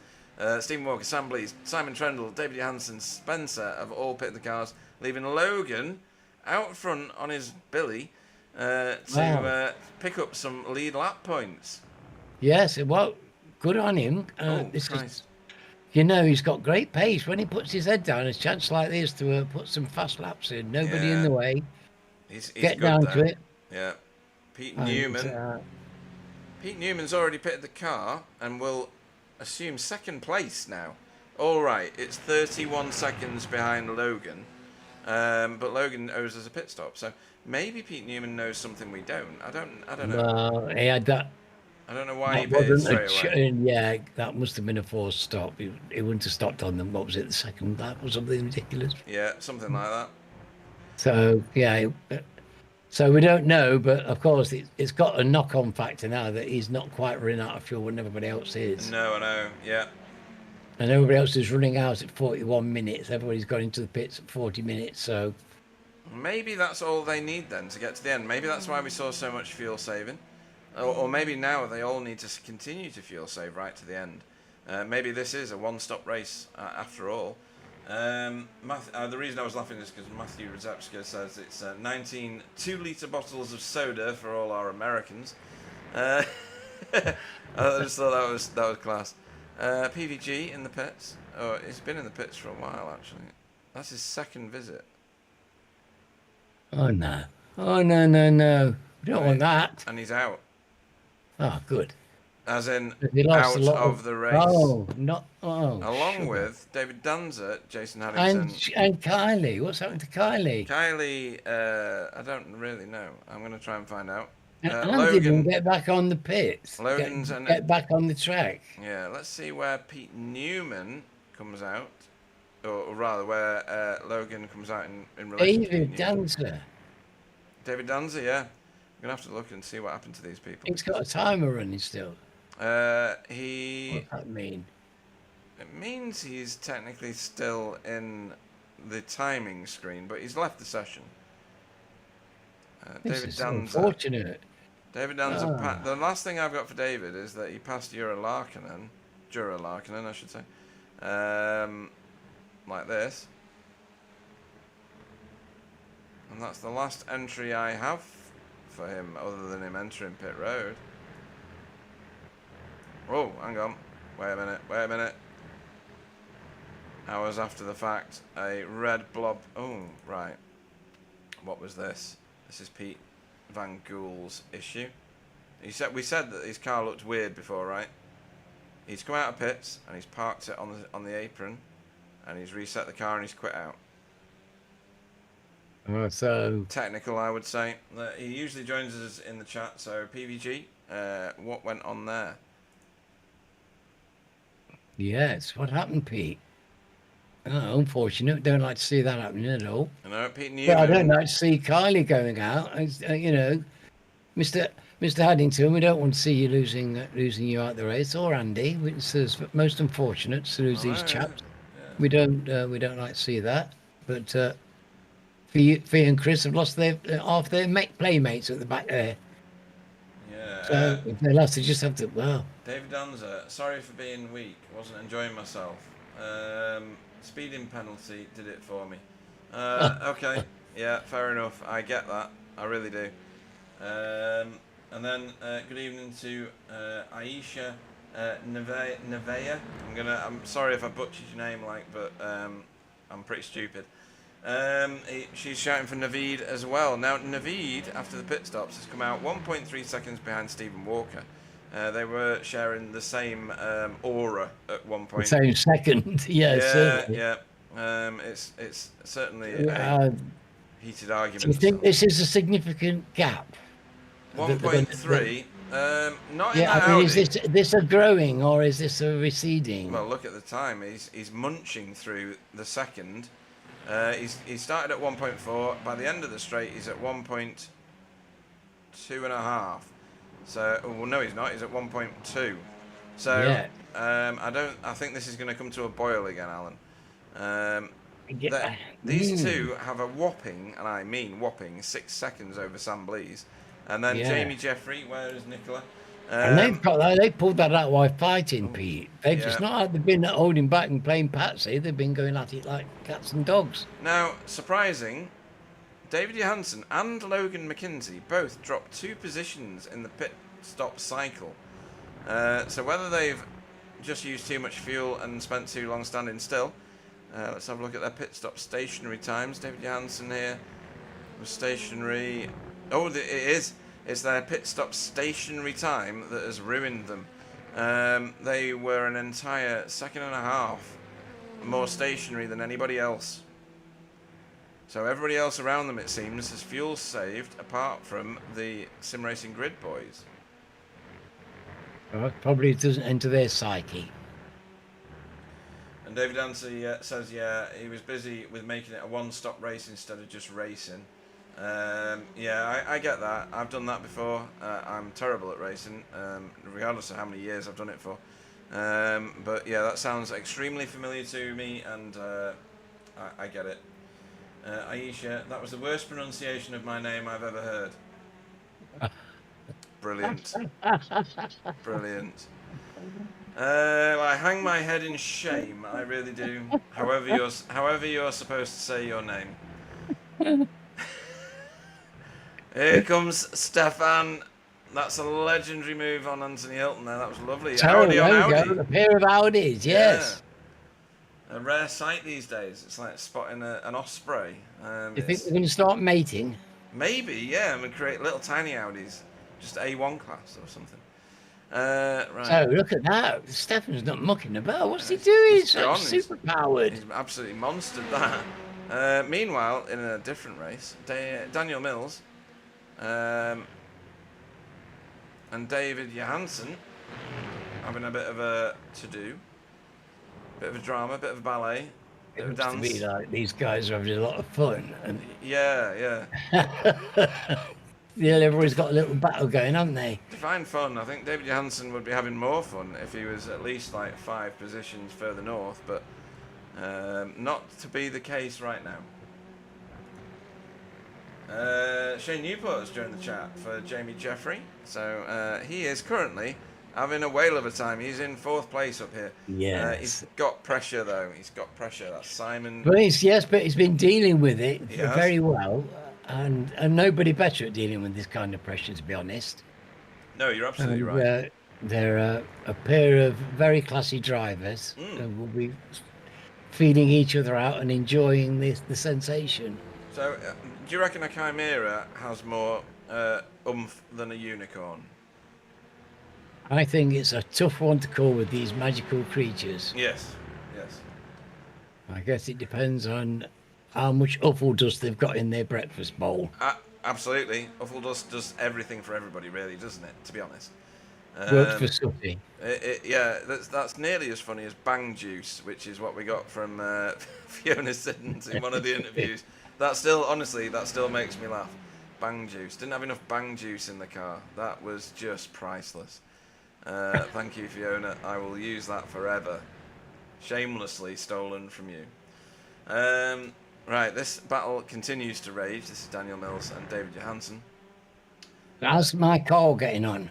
Laura O'Connor is busy laughing. I'm assuming at us or me, and it might be to do with name pronunciation, as David Johansen goes super defensive, hauls it across to the right hand side and bolts it to the white line to try and break the toe from Daniel Mills. Not a chance. Daniel's just like, don't care. Do not care. I'm having this. They're enjoying themselves a great deal. Yeah, they are. Pete Newman is now in 16th position, but I would still want to know what my car's doing. Is he catching up with Martin? And Renee. Yeah. He's 1.9 seconds behind, doing slower laps, so I'm going to go with no. Oh. So. Renee, however, is going to be on terms with Martin, maybe, in the next maybe 3 laps, looking at the way that he's driving. He is faster than Martin. Yeah, so Renee in the cutting corner car. Right, so he'll be looking. But Martin's proven to be quite a resilient character. Hello, what's that? Anthony. Anthony in pit road. He's still in the car. Yeah, on the jack. Has he? Oh. I don't know what's going on there. Right, we'll come back to that. Is he changing his tyres then? He must be changing his tyres. Maybe. Where's Simon Trundle? There he is. I didn't think we'd see Jamie Jeffrey. I didn't see anybody changing their tyres. No, I didn't either. He's in the pits and he's been in there a while, a very long while now. This is carrying on. Oh, Anthony, that's not good news, my friend. He's revving the car and he's away. He was on the jacks. He's changed tyres. He's changed tyres, yeah. Unusual. Well, we've learned something. Clearly, he was having an issue with something, and he thinks tyres is the cure. So. Oh, David Danza says, after all that work, he would still have had to have returned to pit road for a stop and go. That shows you how many incidents you can accrue around this track. I think this is, for an endurance race, which can be, in certain other leagues, it becomes a bit of a procession. This has been a bit of a thrashing, hasn't it, really? Well, it's just 6 20-minute races or 8 20-minute races put together. Yeah, absolutely. Pretty much. Right. Now, look here. No, that is a gap. It is a gap, but it's still got its whole second. Yeah, it's reducing rapidly now. So Naveed... Wasn't it a second and a half before? But that was some time ago. It's taken him a long time. But once he gets in the tow, I think that Audi's just going to munch up the yardage and get back onto the bumper of that Civic quite quickly. Well, there's still half an hour to go. This is still many miles to run in this. Yeah, Stefan. But he won't want that gap to get any bigger, that's for sure. No, where's Silas? Stefan has just gone round the outside of Matt Flannery. Well, he's doing a heck of a drive here, he's Steppard. Yeah, that Audi is a beast, isn't it? Good God. Well, it certainly is tonight. It's showing its true colours. And then lime green. Pete Newman, he's been to pit road twice. He's 15 now. He's about to do Jamie. Maybe. Jamie's good at positioning his car. Yeah, well, Jamie will defend, but I can guarantee you that Pete will find a way around eventually. Yeah, he knows what to do with that car, doesn't he? He found his feet with it, didn't he? He's just... Because it's very different from the Mazda. Oh, there we go. He's really enjoying driving this car a great deal. That's intimate. Jamie's fighting it. Jamie's not letting him have it. He's a battler to the end, is Jamie. Goodness, he's not going to give in. That's this might be where he has to give back. But look at this. You see, this is just the quality of it, where they can stay side by side for so long. Lube needed, says Tony Walker. Why are you not racing? On the track, what is wrong with you? How could you not race this one? Maybe you don't own it. Fair enough. That was a nice overtake. Right, let's move to the next closest battle. This one's going to go on all night, I think. What was that smoke? That's Anthony Hilton in front of him. Together. Spencer is only in 7th position. Yeah, that's a surprise to me as well. He's just ahead of this battle. Well, I say just ahead. He's 5 seconds ahead, but what's Jamie doing? Seems to be quite. He's not doing. It's not closing people down the way I expected to be honest. No, these Audis are showing themselves a lot tonight, Alex. This is Christopher Smith now catching up with Jamie Wilson, who has just finished fighting with Pete Newman. Yes, but Chris has proven to have significant pace in the last few weeks. Yes. It doesn't surprise me to see him in looking at this position. In fact, he's been top 10s, hasn't he? Yeah. So you'd be forgiven, folks, for thinking that we were in a massive sprint race, because it's been a bit hectic all the way through. And Matt Ruzecka says Naveed and Stephen have been putting on a show. They honestly have, and I think it's going to come back to us as an appreciative audience. It's hovering around 1 second. What 1 second looks like from the car behind is that. He'll be getting tow here, won't he, Alan? He should be, anyway. About 1.2, isn't it? Something like that. It used to be, anyway. I don't know what it is now. He's down to 1.7. It didn't just the tow, but Sorry, 1.2, I would say that he's going to be picking tow up for sure. Yeah. So that's he's within a second. He should be getting a bit of tow, and yeah, it looks to me like he is. Yeah. But no. This has been an interesting battle between these two wily old stagers here. Yeah, they've got a formidable amount of iRacing points between them. They're both massively experienced and quick as anything, but classy drivers. And yeah, there's a lot of interest there. You just don't know what's going to happen. You can't call it. Yeah. There's no way of calling that race. You can't say who's going to win this. I have no idea who's going to win this race. Anthony Hilton, who was leading that AM class earlier in the race, is now at the back of it. Who is leading AM at the minute? Chris Dixon again. Ooh. Yes. RD Simsport in the thick of everything. Anthony's. Did Anthony have some trouble earlier? Didn't he? He did, yeah. He went to pit road again and put some tyres on it. Yeah, so that explains his position there. He's way down on fee. Yeah. But he's out on the track, and yeah, it's interesting to know how the tyre change is affecting his laps. Is his lap change changed at all? I mean, I don't know. Let's have a look. Anthony. Not yet. I think he's going to have to get the tyres back up to temperature first. So, battles. Rene Earhart, Carl Hardy and Martin Shirley still having a thrashing out. Why is my battle box gone? Why does it always switch off when I go for a replay? These guys are thrashing out for 10th place, so good points on offer here.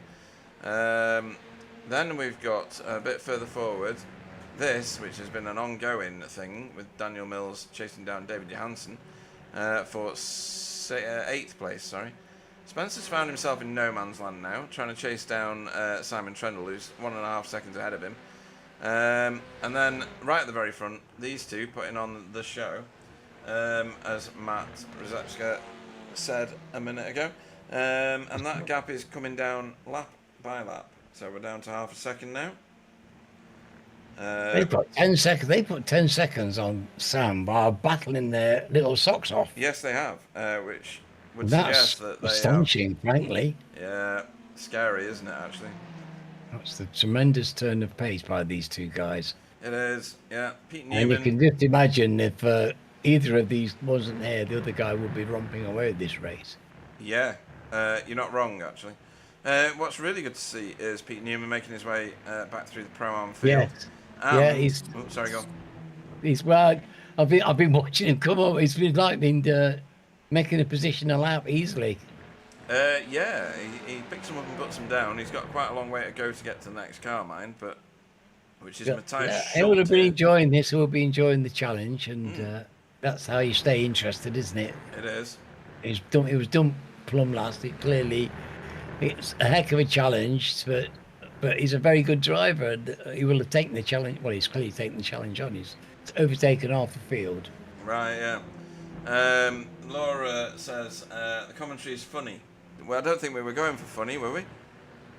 Deeply technical and highbrow. Yes, yeah, with much depth of meaning and intelligence.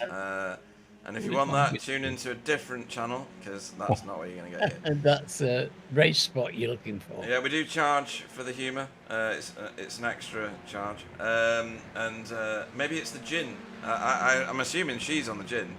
Because I'm not. I hope so. I'm on the wine, you're on the whiskey. It can only get better from here.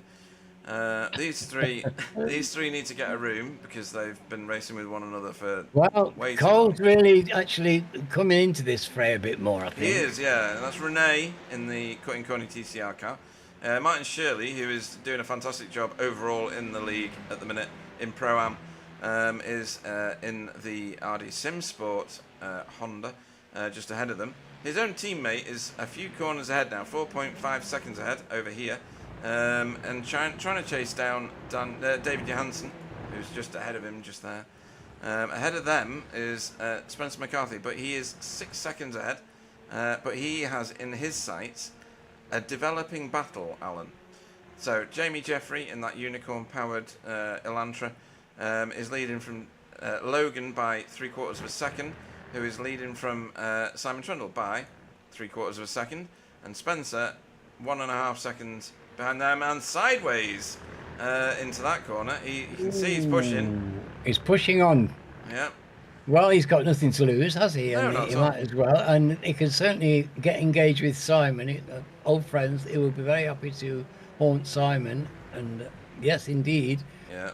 Tony Walker's just managed to get himself onto the blacklist, Alan, by saying that charge for the humour, you paying us then. I don't think there's a need for that. I really don't. Yeah, but I enjoyed his driving last week, and I wish he was driving this week again. I do really. Yeah. If only he was lined up, I would have subbed him.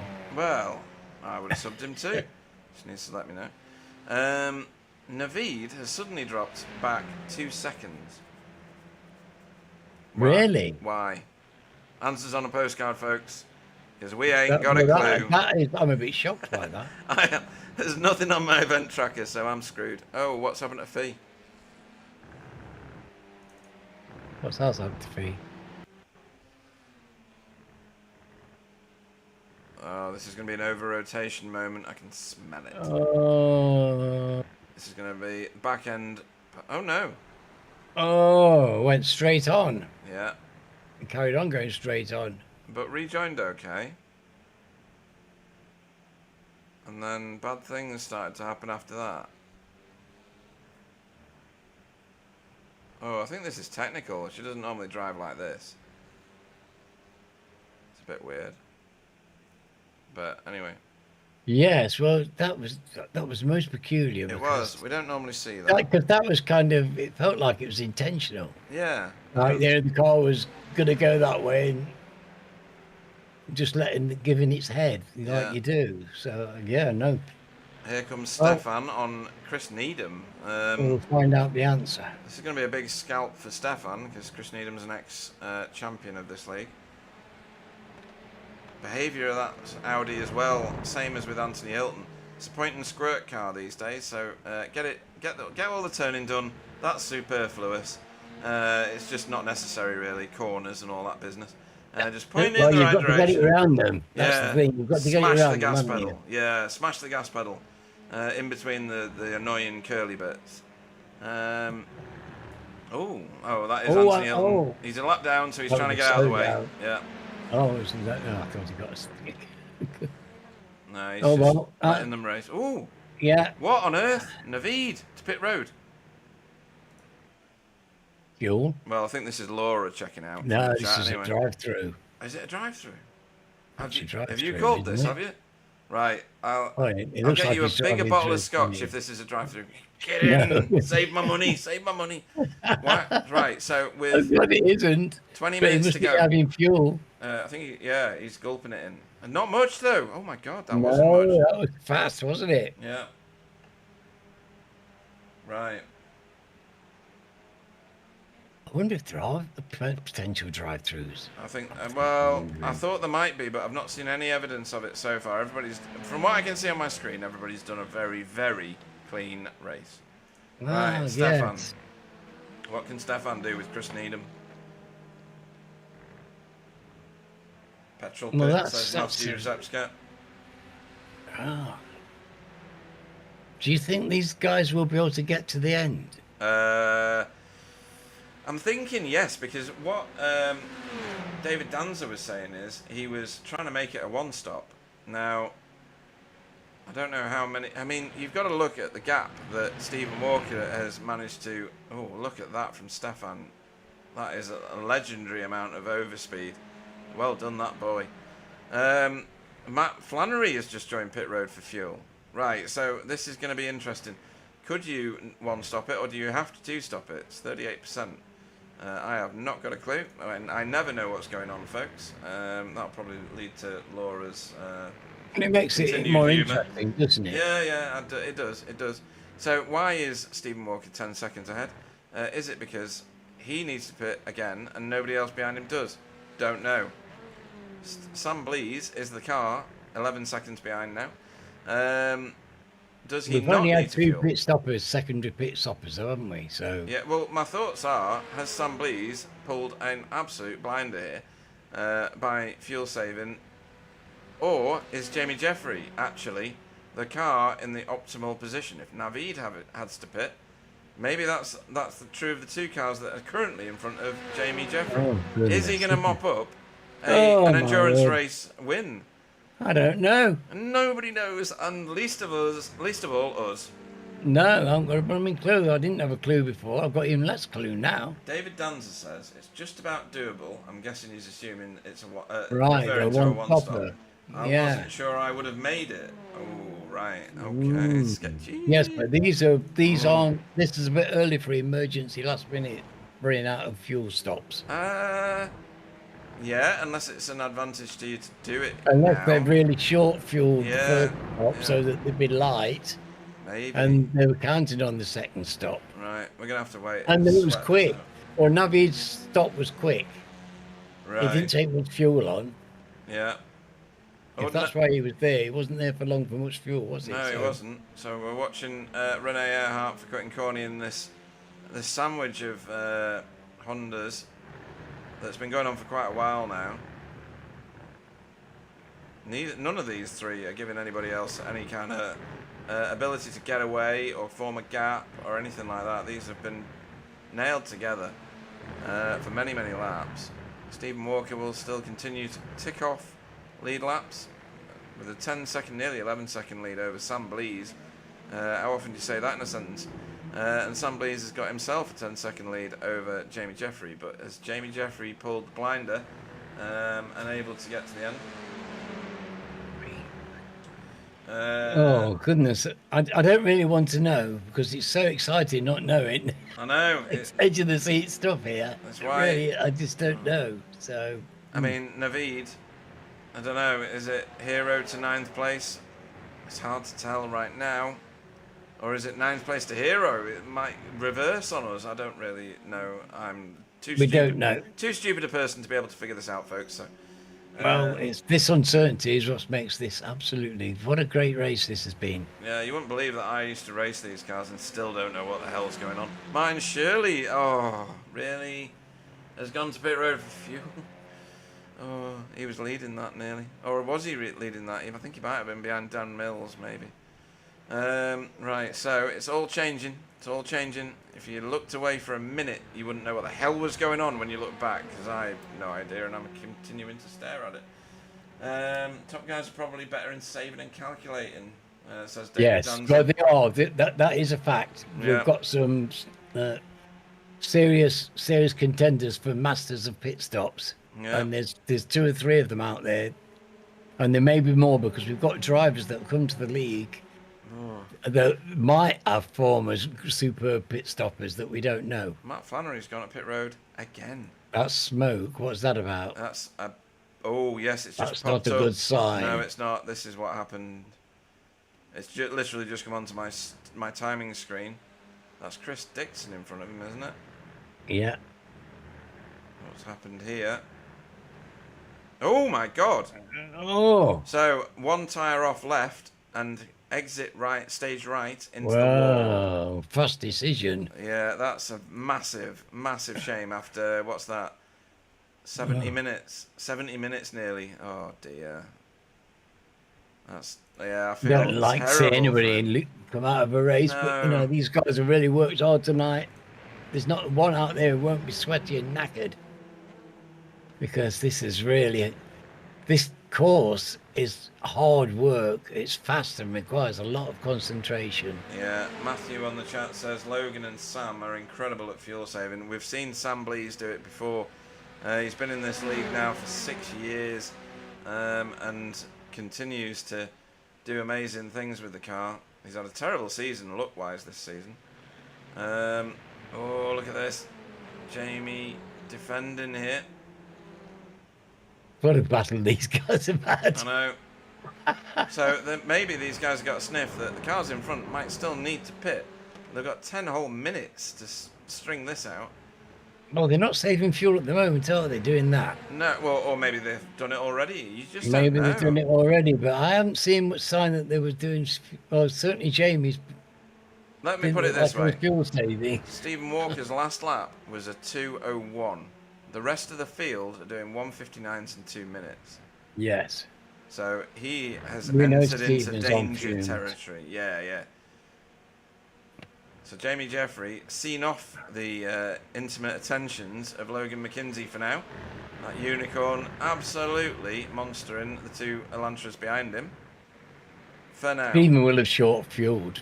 I would be very, very worried because Elantra, and then Spencer. Right. So we're looking at Spencer getting on the podium from there for 10 minutes.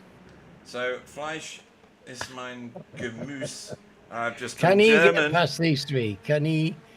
Can he get onto the podium? Who? Spencer? Spencer. Yes. Jamie Jeffrey holds the last podium spot right now. But Simon, Spencer and Logan would love to relieve him of that burden of responsibility.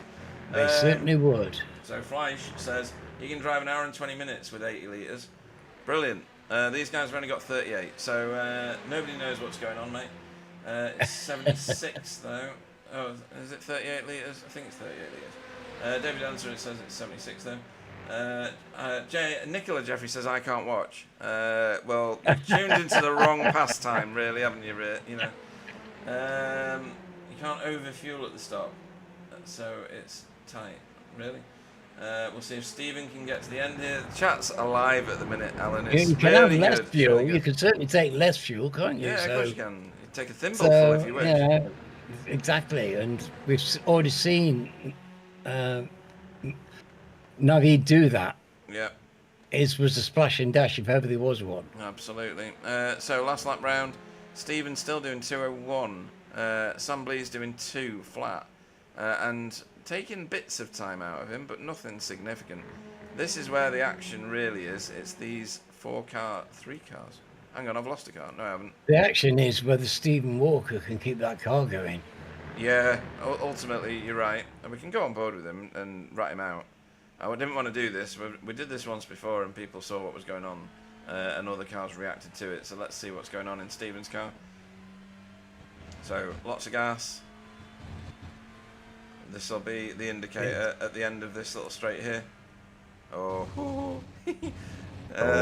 Lights. I think revs. I think you were generous. I think if he could attach some solar panels onto the roof of that thing right now, he really would. Roger Morton, shame I've missed out on this. Shame on you. Shame on you. You could have won this. Right, so these 3, I don't know what these 3 are doing. I honestly don't know. They're not quitting. I say 3, it's really 4, isn't it? It's becoming 4. Yeah. It's like the Spice Girls reversed when 4 become 1. I just don't. I'm surprised that Spencer's not closing them down a bit quicker. I think he probably because he hasn't got the time. He's running out of minutes, and he hasn't closed that. He's not closing that gap. He's running out of minutes. He's got 7 of them to choose from. Yes, but he's got 3 cars to pass.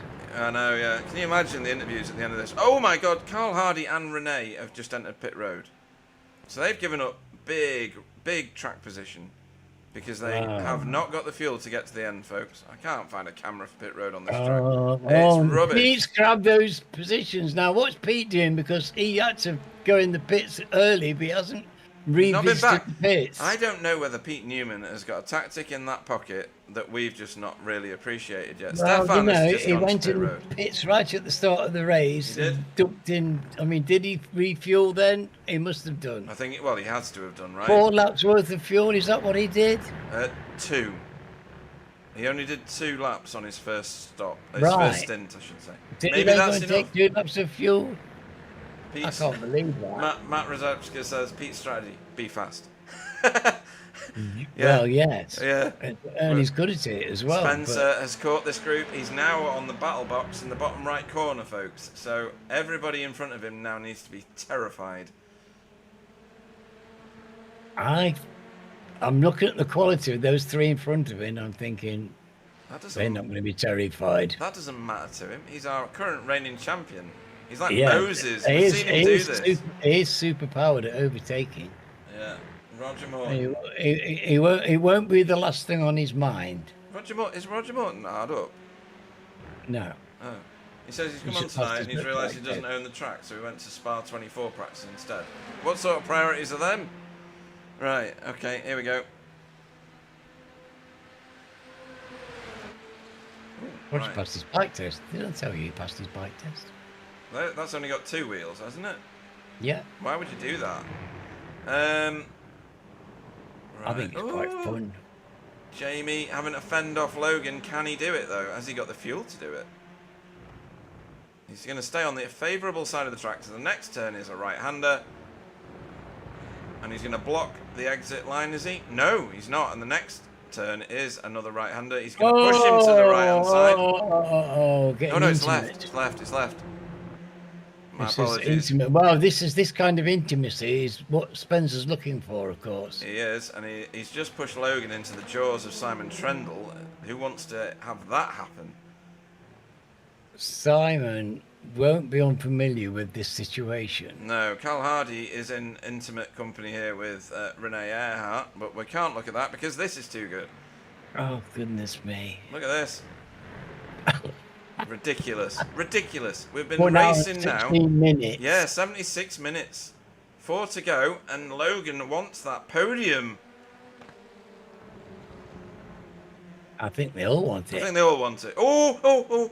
Careful. That unicorn might get injured. No unicorns have yet been harmed in this footage. Oh, he's sent it in. Oh, the last of the late breakers. Yeah. Goodness me. Sadly, Jamie. Diving. Jamie just sent it on himself. Goodness, Simon's trying to get through. Oh, it's going to, Jamie's been mugged by himself, I think, there. Sadly. Oh, he's going to get one back. No, he's not. No, he's got to turn the car. Forgot about the turn. Oh, he's just got Spencer. It out. Oh, Spencer's going to get up the inside. Yeah. Oh, no, Jamie's had to go to pit road. Well, that's torn it. Oh, groan And moan. Right, where's Stephen? Stephen on track is round the second, that's a bit third of an turn. adrenaline killer. It is. Right, we're going to have to go back to this because it's not going away. That's Naveed chasing down David Johansson, who's gone uber defensive.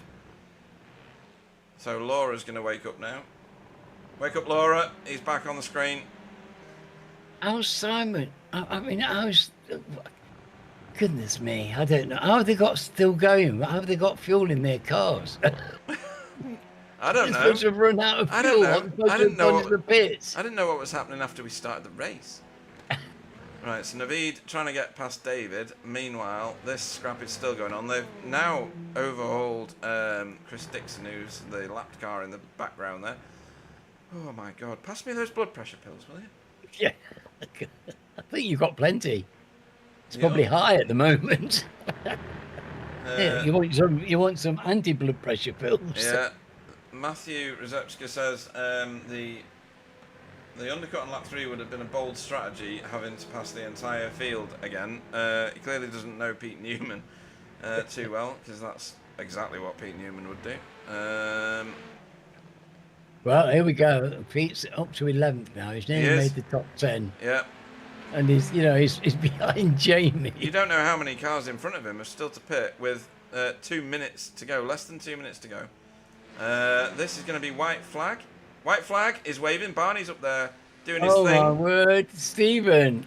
Stephen is going to do this, and he's going to do this with 10 seconds to spare. Look, let's not make that assumption. Well, I've not seen somebody run out. I've seen Stephen run out on the last lap before, yeah. On the last lap, yes. Oh, right. Leash has changed her name, so I can see it's an L at the beginning of the name now, not an Either that or my eyes have now started working. I'm a bigger fan of Naveed than Laura is. Fighting talk on the chat. Get in the ring. Where is Laura? Right. Behave, boys, behave. Oh. So where's Jamie? 10th. 10th for Jamie. After having to pit the car. Nicola, if she couldn't watch before, she's probably just slammed her phone or whatever it is down. I know. Heartbreak. Come on, Naveed, I'm still alive, says Laura O'Connor. Apparently, Alicia says you're a second-rate fan. Anyway, David Jansen, has he been overhauled by Naveed? Oh, that's going to go down really well in the interviews when I ask him if the results have been uploaded or not. Anyway, right, where's Spencer? Spencer's put Simon behind him. Oh my God! Oh, he's run away from. No, he hasn't. Simon's not giving it in. What are you doing? Oh my God! Where's Stephen? Stephen has one corner to go, folks. One corner to go, and Stephen, lucky Wookie underpants. Is that his walker. legs through the bottom of the car? He's made a hole in his driving. He's doing the Flintstones. Yeah. Round he goes. Right, I'm going to keep an eye on everybody else, just so you. But we need to watch Stephen over the line here. What a race! Oh, what a legend! What a multiple previous champion. Checker flag for Stephen Walker. Sambley's multiple previous champion again. Sam got second. Yeah. Fantastic result for him. Right. Oh my God. Here we go. Right. Oh, Logan gets the last of the podium positions. Yes, you legend. Sim Racing he had to work for that, didn't he? Yeah. What a drive. And Spencer loved it. Simon over the line. Oh dear. Naveed. What a race. Beats David Johansson over. I saw Daniel Mills flashing his lights, so he had a good race. Naveed. Oh, goodness me. Jamie is losing more positions at the minute. So he's now... Oh, no, he's not. He was trying to get that position off Matthias. Has Matthias not got any fuel? Oh, come on, Matthias. Don't stop now. Come on. Keep going. There you go. Right, Matthias gets himself a top 10 finish. Oh, well done, matey. God. Pete Newman. 11th. 11th. That was... What a drive. That's... What's that? 18 overtakes. Oh, I thought Jamie Wilson was out of fuel the way that Christopher Smith pulled out, looking like he was going to pass him, but that didn't happen. Wow, that was... This is some kind of incredible competitive race, Pete, this week. What a thing that was. Can I have a nap before we go to interviews? Wow, amazing. What a drive. What a show they put on for us. Goodness. Thank you, chaps. Yeah. Wow. Who are we waiting on here? Stefan. Oh, well done, Stefan. Over the line in 17th and ahead of some real big hitters. Because here they come. Dietmar Hoos and Chris Needham. Oh, Chris has enjoyed that, you can tell. Yeah. Oh, so that's everybody over. Now, David Danza gets positioned. After the fact. Oh, Alan, what's going on? Nicola Jeffrey, great racing, great evening. It's been fantastic, and we owe it all to the gladiators, 28 of them, that joined us tonight for this 80-minute race, sprint race. It felt like around Mugello. Oh dear. Yeah, that was. What are you going to do with that? Well, we haven't done one of those before. I haven't done one of those before, but that was very exciting. Yeah, can we do that every week? I'm not sure I could stand it. Why isn't it? That was intense. Yeah.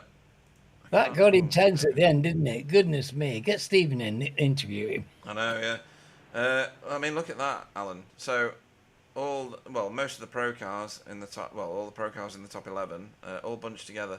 Pete Newman, who pitted very early in 11th. Jamie Jeffrey had to go back for a splash and dash. Oh, I'm knackered. But look at how many ex-champions and current reigning champions are in the top 5. 4 of them. I know. Crazy. Fantastic, isn't it? So, folks, the cream were right at the top, and these are experienced and very good drivers. Very. That race was a bit more of a lottery. Yeah, than more the than usual I thought race, it wasn't would be. it? Yeah.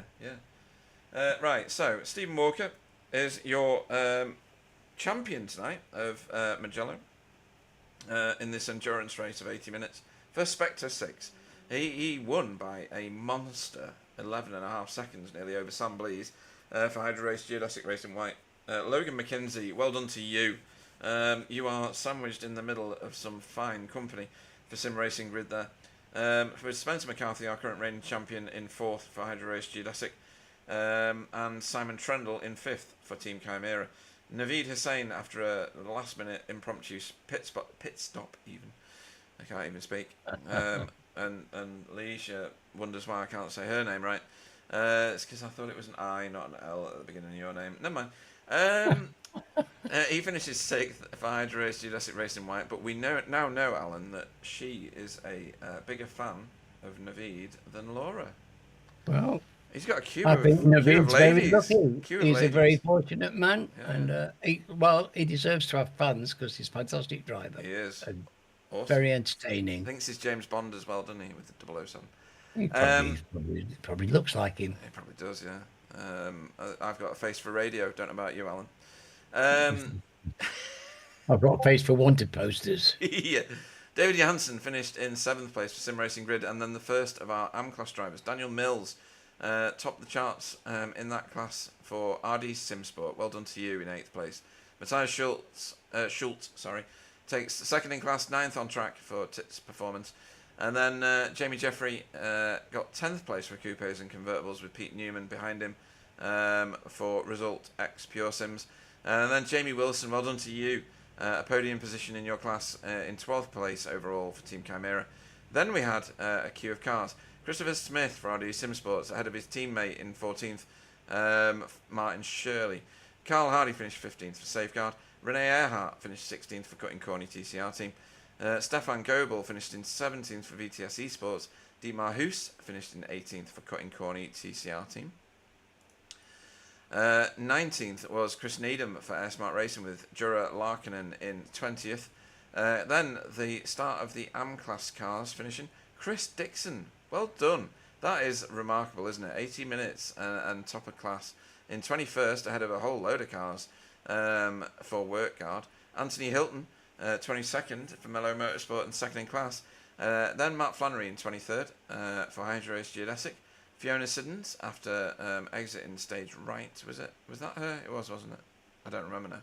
Could have been anybody. For third in class, 24th for Workguard.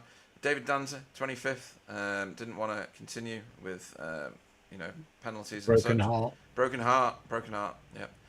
Retired of a broken heart. Pete Van Gool in 26th. Jason Haddington classified 27th, 28 laps down, and Andrew Littler 28th, 31 laps down. Wow. We have had quite a show tonight, Alan. Yes. Is that why I'm aching all over and sweaty? Yes, that's the one. That'll do it. I'm going to have to get the air conditioning unit out for future races of this type. That was a remarkable endurance race. It was a tremendous race from start to finish. It started in a way we didn't know what to expect, did we? We didn't have a clue of the way it was going to pan out. We had that early flurry. We had Pete in the pits on the second lap. But goodness me, didn't we have an absolute torrent of great driving? Yes, it was remarkable. And for a track that's relatively new to the service, is this 3 seasons old now? Or is it 2? Yeah, only 2, I think. Only maybe. 2, right? Okay. They've shown their hand as being brilliant drivers of these cars around a circuit which is going to be pretty new to all of them. It's not been on the official circuit that I know of on TCRs until this season, because it didn't feature in any of our league races for the last 2 seasons. So, right, let's start getting some of these people in. Isn't that fantastic? Don't you just love this? Yeah, it's pretty. What a sight that is! It's spectacular. Yeah, I mean, this league now it seems very popular, and is continuing to increase in its popularity, which is very rewarding for me as the organizer of it, and obviously you, because that's why people turn up. They don't turn up for the races or me; they turn up to hear your voice, Alan. Well, I think that's unlikely, Pete, but I do think you're allowed to have a moment of quiet pride and satisfaction Yeah, for we'll all leave your that. work and the fact that we've got all these people racing and really just having a great time together. Yeah, yeah, and mid laugh, and I don't know what he Mid-chat. was. Yeah, mid chat. I I love was it when I laughing. get He you. dragged me in the middle of the chat. Yeah, it's always good. He specialises in it. He does. He wears the Does. luckiest underpants in the world. It's Lucky Wookie Stephen Walker. Good evening. Oi, oi, Savoy. Oi, oi. Oh, Right. Whatever you've been eating and drinking, you need to hand some to some other people because you just schooled everybody by 11.5 seconds. You were fast in practice. You were faster in qualifying. And whilst Naveed gave you a race to remember, I am pretty sure you two absolutely bossed the entire race until he couldn't anymore. Yeah, we were just chatting about it. I'm not sure why. Because I don't know. It was just a race where my brain was all over the place. So obviously, I'm trying to drive and I'm trying to think. The strategy for one stopping was really, really borderline. Right. So flat out, you could do 18 laps and you'd have to pit. So a little bit of saving without really costing yourself time, you could do 19, and then a little bit extra 20. And if you really push the limit, you could do 21 and then another 20 or 21, and you'd be able to one stop it. Yep. I figured that out earlier in the week. Into the race, I was like, I'm not this much faster, but Naveed was with me and he was pushing me. And then at one point when he was in front, I felt like he was kind of backing me into Sam. And I was like, well, I don't mind that happening at the moment because I'm still saving enough fuel. Yeah. But I think it came down to like 3 seconds or something. And then all of a sudden he just pitted. I had like one more lap to go and then he pitted. Because obviously I was saving quite aggressively at times, not all the time. yes. So then when I pitted, instead of putting 38 in, I put 37 in. So I made sure I came out in front of him because I didn't want him to push me back into Sam for the second stint. Right. Yep. I wanted to control the pace myself. So came out the pits, carrying on, thinking, right, well, I'm going to have to untick my tyres. I need to put in like 3 litres or something. It's like stupid. Yeah. And then I just happened to realise, well, I was watching out for it. I think Logan and Pete, I know it went 21 laps. And then I was thinking, between all my calculators, I was like, are they saving enough to one stop? Because at the time, I was only 20 seconds ahead of Logan. Are you talking Pete Newman? Yeah. Well, he'd been in on lap 2, so that one had he? would have thrown you. Yeah. I didn't know that. He was in early doors, he was, yeah. Because I came up to him on my out lap of the pits, and then he pitted, so I just assumed he'd done 21. Okay, that's fine. Yeah, okay. But Logan was the boy to watch, because he did pit on 21 for the only time he pitted. Spencer, behind him, did the same tactic as did Sam. Yeah, I know they were close together, and I thought that, like I say, it was really borderline, but because my car and Naveed's were quick, I felt like we could, like I was still saving fuel and going a second quicker than them, but obviously they were saving even more fuel. So I knew that if I had to pit again, I'd come out like 25 seconds behind them, and I wouldn't have enough laps to make that up. I wouldn't never be able to make that up. Yeah. So I was like, luckily my brother was there, and I was like, oh my God, I don't know what to do. Like, do I save it? Do I not save it? Do I just go flat out and try and make it in? And he was like, just calm down. He was literally being the Bono. Really? T was being your co-driver, was he? Basically, yeah. Nice. So we figured it out, and I knew what the fuel number was to make it. So I just kept hitting that. You're gonna laugh, but I got lucky when Naveed got a slowdown. Don't do that when I'm drinking.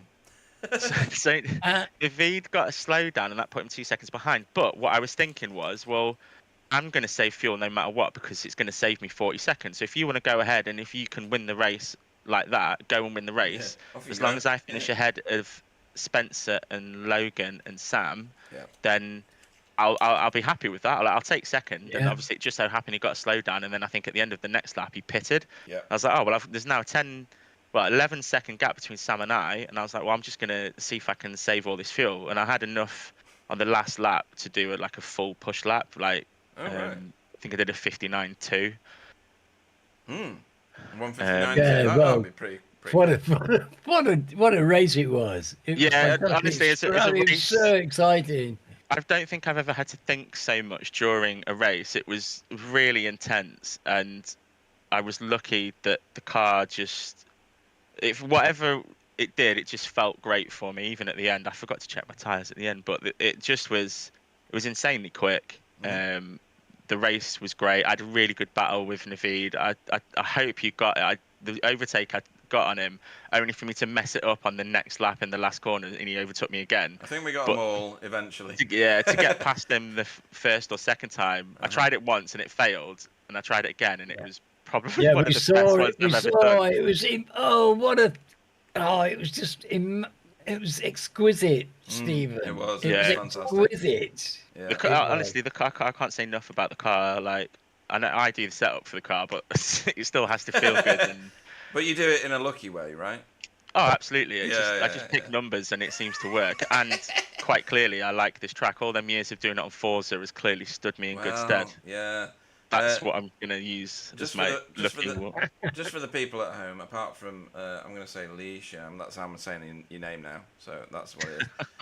Apart from you, because she turned up, Alan, she turned up for Naveed. Not for me, not for you, not for Stephen, however lucky he is, but just for Naveed. And I think that's a bit selfish, but never mind. And Marco Nemela is not dead. He's just appeared on the chat. Hello, welcome back from the grave. Right, so Hey, Marco. I know, yeah. How long has it been Marco. since he raced? Yeah. Oh, you've just missed a heck of a race, my friend. Yeah. He should be racing these things along with the V8s. Where's he gone? Anyway, but yeah, you it's just brilliant watching you when you're in that zone, in that form. Where was T? Does he not own the track? Yeah, he just wasn't fancying the league this week. Okay, no. Yeah, fair enough. You've got to be in the right mood to do something like this, and for 80 minutes, it's a bit of a slog. But we'll look forward to seeing him racing with us again shortly. Can I see more of this slogging? Because I enjoyed that slogging very much. Yeah. Honestly, I need to sleep for a week now because that was just obscene. I'll try V8s again when I have time, says Mark in the middle. You make time for V8s, son. He's not got that. He's not understanding this, is he, Alan? He's not. Well, Yeah. Next time we've got Oschersleben, which is the favourite or the hatred of many racers. I know that Jamie Wilson loves it. He loves it. The bestest track in the whole wide world. For me, I die a lot around there, and I get so many off tracks. It's obscene. Or I used to. I don't really race anymore. Shame. Are you a lover or a hater? Because it is tight and twisty and fiddly, isn't it? It's I like it. I don't know if I'm very good at it, but it's a track that I like. I first drove it on Project Cars 1 or 2 and kind of liked it in that. And I've done a few races on it in here, and it's good. We've done it before, I think, and I did it in week 13 in the Mustang, and I've Formula V. It's a good, fun, twisty track, difficult to overtake. So qualifying will be fairly important, and I think the field will be a lot closer together over the course of that track, I think. Yeah. Well, Walker, Lucky Stephen is currently bossing the top of the standings, and that's only going to do you a fantastic amount of goodness. You are, with the drop weeks, you were behind Spencer, and of course we go to those drop week scores next. Logan was also ahead of you, and he's done well tonight. So I think that's going to bring the top of the table to very, very close scoring, depending on what everybody did with off tracks and other penalties.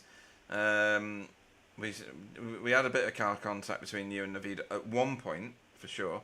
There were only 0 times. Oh, it was just zeros, right? Fine. I was going to ask that. Did it come to anything? And you've just answered that one.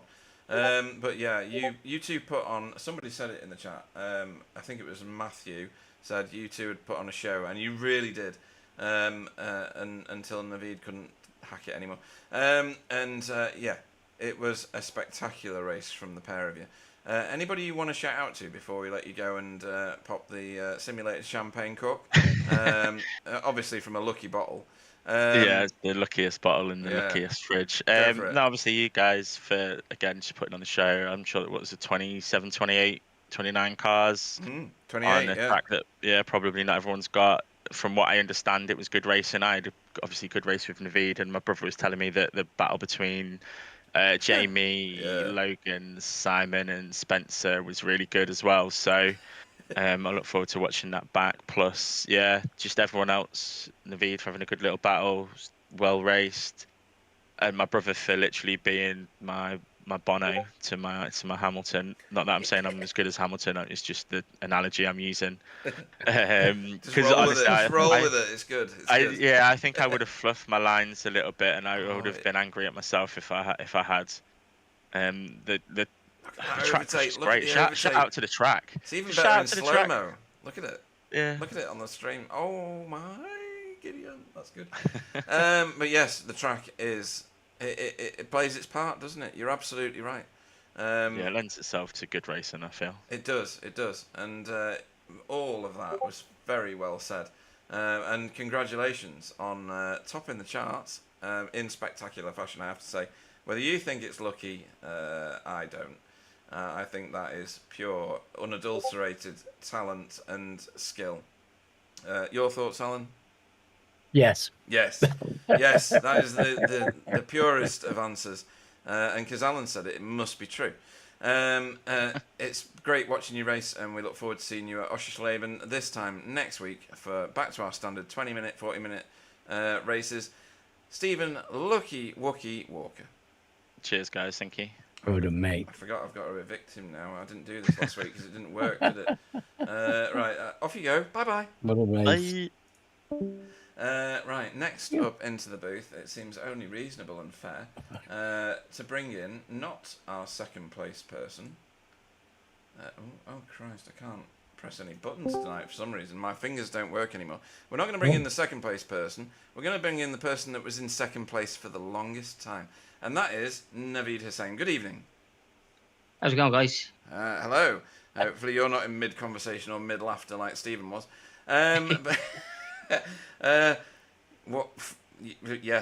You gave us such an amazing night's entertainment. Sometimes in these endurance races, the front guys kind of split up a bit and do their own racing for a while. Pit stops happen. Everybody gets back together towards the end. Sometimes it's not even together towards the end. They drift apart. Not the case tonight. You and Stephen gave us a proper show. It was cut and thrust the entire time. You were very rarely separated by more than a second and a bit, until you were. Talk us through your strategy first, and you have a long list of ladies who have been on the chat tonight, who are battling to be your biggest fan. I don't know whether you've seen all that. Very nice. It's getting a bit tense, and I might have to phone the authorities at some point soon.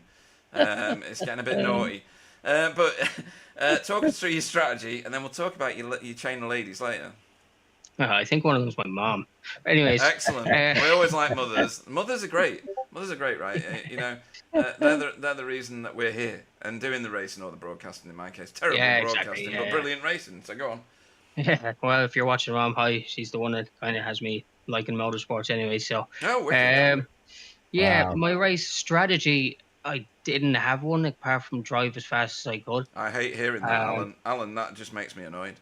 Well, yeah, fast driver. He's a fast driver, yeah, absolutely. I had no tactics. I don't know why I finished in whatever sixth place, and was second for the entire race and led it for a few laps. Don't know why. Sorry, have to hate you a little bit. Carry on. It's understandable there. It was very hard to hit the fuel targets in the Audi. It is naturally harder on fuel than the other three cars as it is. And with the Audi, the rotation comes, from me at least, through braking, which means you're trail braking a lot to get rotation, and it didn't give me a chance to really lift off the throttle as much as I'd like to have done. Right. As well as that, when I was battling Stephen, there was a reasonable amount of time where I thought everything would be okay, until I asked Sam how much fuel he had left, and I was like, oh, okay. Oh dear. I might have messed up here. Nevertheless, I still tried to fuel manage as much as I could. Stephen got a slow down at one stage. I think I was up to maybe like close to 2.5, 3 seconds ahead of him, and I just fuel saved like crazy as much as I could, but it still wasn't enough, unfortunately. And then the second stint, because I'd done one less lap, it was impossible for me to do the 21 at the end. So I knew I'd have to stop anyways. So I was just pushing like crazy to catch Stephen. And I think Stephen was doing the same thing. And I don't think until he seen me pit that he actually realised that, hang on a minute, maybe I don't have to pit now that he's pit. And he was able to knock down the pace quite a significant amount. He kind of said that, yeah. If I'd have known that, like, it would have been fine. But I would have just kept pushing, knowing he'd had to pit as well. Yeah. But unfortunately, I'm sure it wouldn't have been something he would have disclosed if I asked him. So, yeah. Were you in the same chat, were you? No. I would have just asked him over iRacing. Oh, I see what you mean. Are you fuel saving? Yeah. Good idea. Yeah, no, that's class. I mean, you put on such a great show tonight, and the fact that you're talking about. Hopefully, you had a fantastic night and thoroughly enjoyable as much as we enjoyed it, because it can be a bit soul destroying sometimes when you find you run out of fuel and you have to bit. Believe it or not, and contrary to what most people will say on the chat as soon as I say this, I actually know what trail braking is. Even though I couldn't do it properly, I know what it is. Lovely. Yeah, excellent, yeah. Bit on the gas, bit on the brakes, and turn the car using the car's, well, how do you call it? It's cavitation rotation, but no man. We'll talk about that later. But yeah, everything you said resonates very well, and hopefully you enjoyed everything you did tonight. Oh, I loved it. Yeah, it was a lot of fun. Cool. Just wish the position was a little bit better, but yeah, I'll learn for next time. Yeah, and it's your first season with us. I don't know whether you can commit to the entire season or not, and you didn't join right at the very beginning either. So maybe this is just a building season ready for next time, because I thoroughly expect you to walk away with one of our wooden trophies. Hopefully you've seen the... You get an actual trophy? Yeah. What? Yeah. Have you got the stream running at the minute? No. No, okay. Well, go and watch the stream, because towards the beginning of the broadcast, we show the trophies that you can win.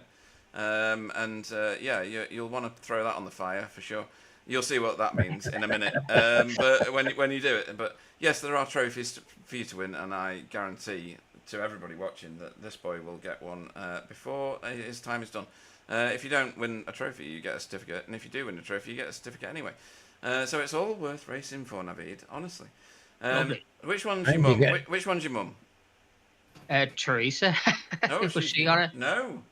It must be other women. I don't know who these women are. They could be any number of women. Yeah, yes, exactly. I was thinking. This guy's a hustler. This guy's a hustler, Alan. This guy's. Well, no, I think he's just got that kind of, cinematic attraction. I think so. Yeah. He's probably got a face for TV rather than a face for radio, like you and me.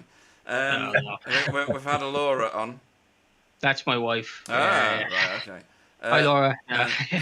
And I'm going to butcher this one now. Alicia?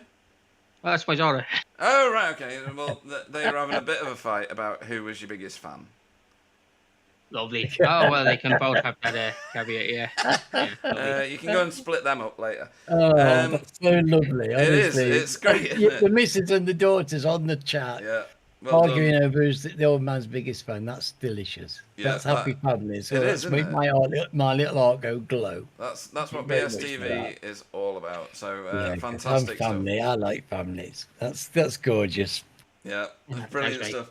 Well, we've got a completely different track next week. In fact, you can't get that much different. It's Oschersleben, and we're back to 20-minute, 40-minute in terms of the race format. Thank God. Lovely. Yeah. It's going to be a bit of a change of scenery for you. Do you know the track? I'm assuming you do. It is my top probably 2 or 3 tracks. I love Oschersleben. Wow. I love Laguna Seca, I love Oschersleben, and I love Long Beach. They'll probably be my top 3. So. Wow. Okay. Right. Hopefully I can go well at it. Yeah. Looking forward to it. Awesome stuff. Yeah. Anybody you want to shout out to? Yeah. Anybody you want to shout out to other than Laura and Leisha? Before we let you go, apparently I butchered Leisha's name because I thought it was an I at the beginning of it because I'm either not wearing my glasses or she changed the font before I got it right. I thought it was the Fonz. The Fonz, yeah, might have been that as well. Anyway, anybody you want to shout out to, Yeah, of course. Yeah, you guys, of course, watch the stream every week after the race, and it's sublime. It's brilliant. I love the commentary. Everybody organising the league, all admins, all my teammates, Matt, Spencer, Sam. Thank you very much. Congratulations to Wux, obviously, for his race win. He did very good. Exceptional pace today. I could not touch him, so good job. And the podium finishes. Thanks very much. Awesome stuff. In that case, we'll look forward to seeing you next time. Naveed Hussain, everybody. Yeah, well done, Naveed. Well done indeed. Great stuff, right? Yeah, he gave us a great drive tonight. Yeah, he did. Bit disappointed, I know, but hey, you know, I think he should be well happy. I think he should as driving like a hero. It's Absolutely. Fantastic. Yeah. It was a great show. So the car that finished in second place, that didn't sit in second place for the longest period of time, was Sam Blees. Good evening. Good evening. Well done, by the way. Second place. That was. Thank you. That was. You had a proper fight for a while until you found yourself in a bit of no man's land. To be honest, you had time in front of you and time behind you. Was that tactically generated, or is that just the way that you found it in the end? Because you had, I think, at one point you had 10 seconds in front of you and 11 seconds behind you, or something. Yeah, I mean, it was pretty much just driving to a fuel number. Ooh. I knew what I needed to hit first stint and second, so I was just going, okay, this is the time I could do and hit my number. Was that boring for you, or was it still? Because it can be that way, can't it? Fuel saving's good to a point, right? Yeah. Yeah, it was a little bit dull in the middle. You know, I was chatting to the guys, and we were hoping and plotting that Wook wouldn't have enough fuel, or that we could bait him with Naveed to use all his fuel or something. Didn't work, but you know, worth a shot.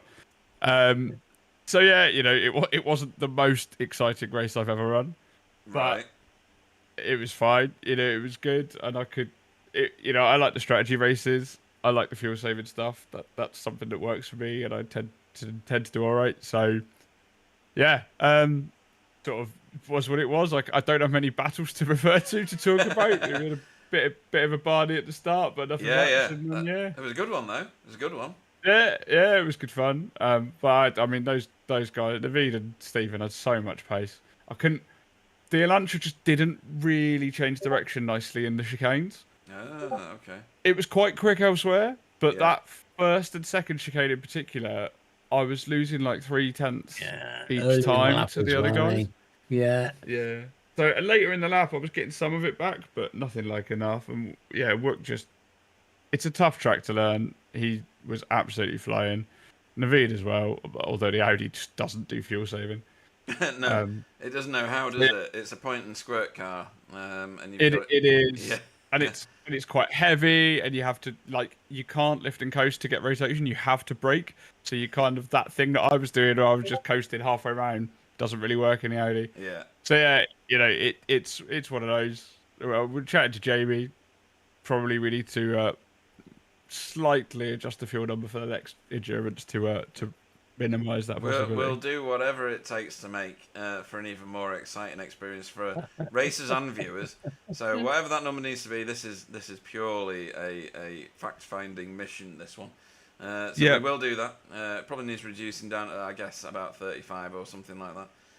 Yeah, maybe not even that. Maybe 36 or 37. But we'll do some testing. Yeah. It won't take long to test it, and we'll have it so that the one stop is a much harder save. And then you basically everyone needs to be two-stopping. I reckon that'll be because then that'll be the more exciting thing, because then you're racing, right? And you've got strategy options. You can pit early and then do 2 full stints, or you can do a short one in the middle or a short one at the end. Well, that first one is what I think Pete Newman had a go at, because he pitted after lap 2. Did he? Yeah. And did 2 that's stops. Why he went long. Yeah, because he was doing the opposite strategy to the entire field, and it nearly worked for him. If it had been what you've just described, I think Pete Newman could have won that. Yeah, well, that's what we wanted to have, wasn't it? So you could do your short one early, you could do it late, you could do it in the middle, and we could time it with if we make the track super hot, we could probably make fuel tires more interesting as well. Yeah, true. Because here, I think the only person who took tires deliberately was Logan, and it didn't work. Like it wasn't fast.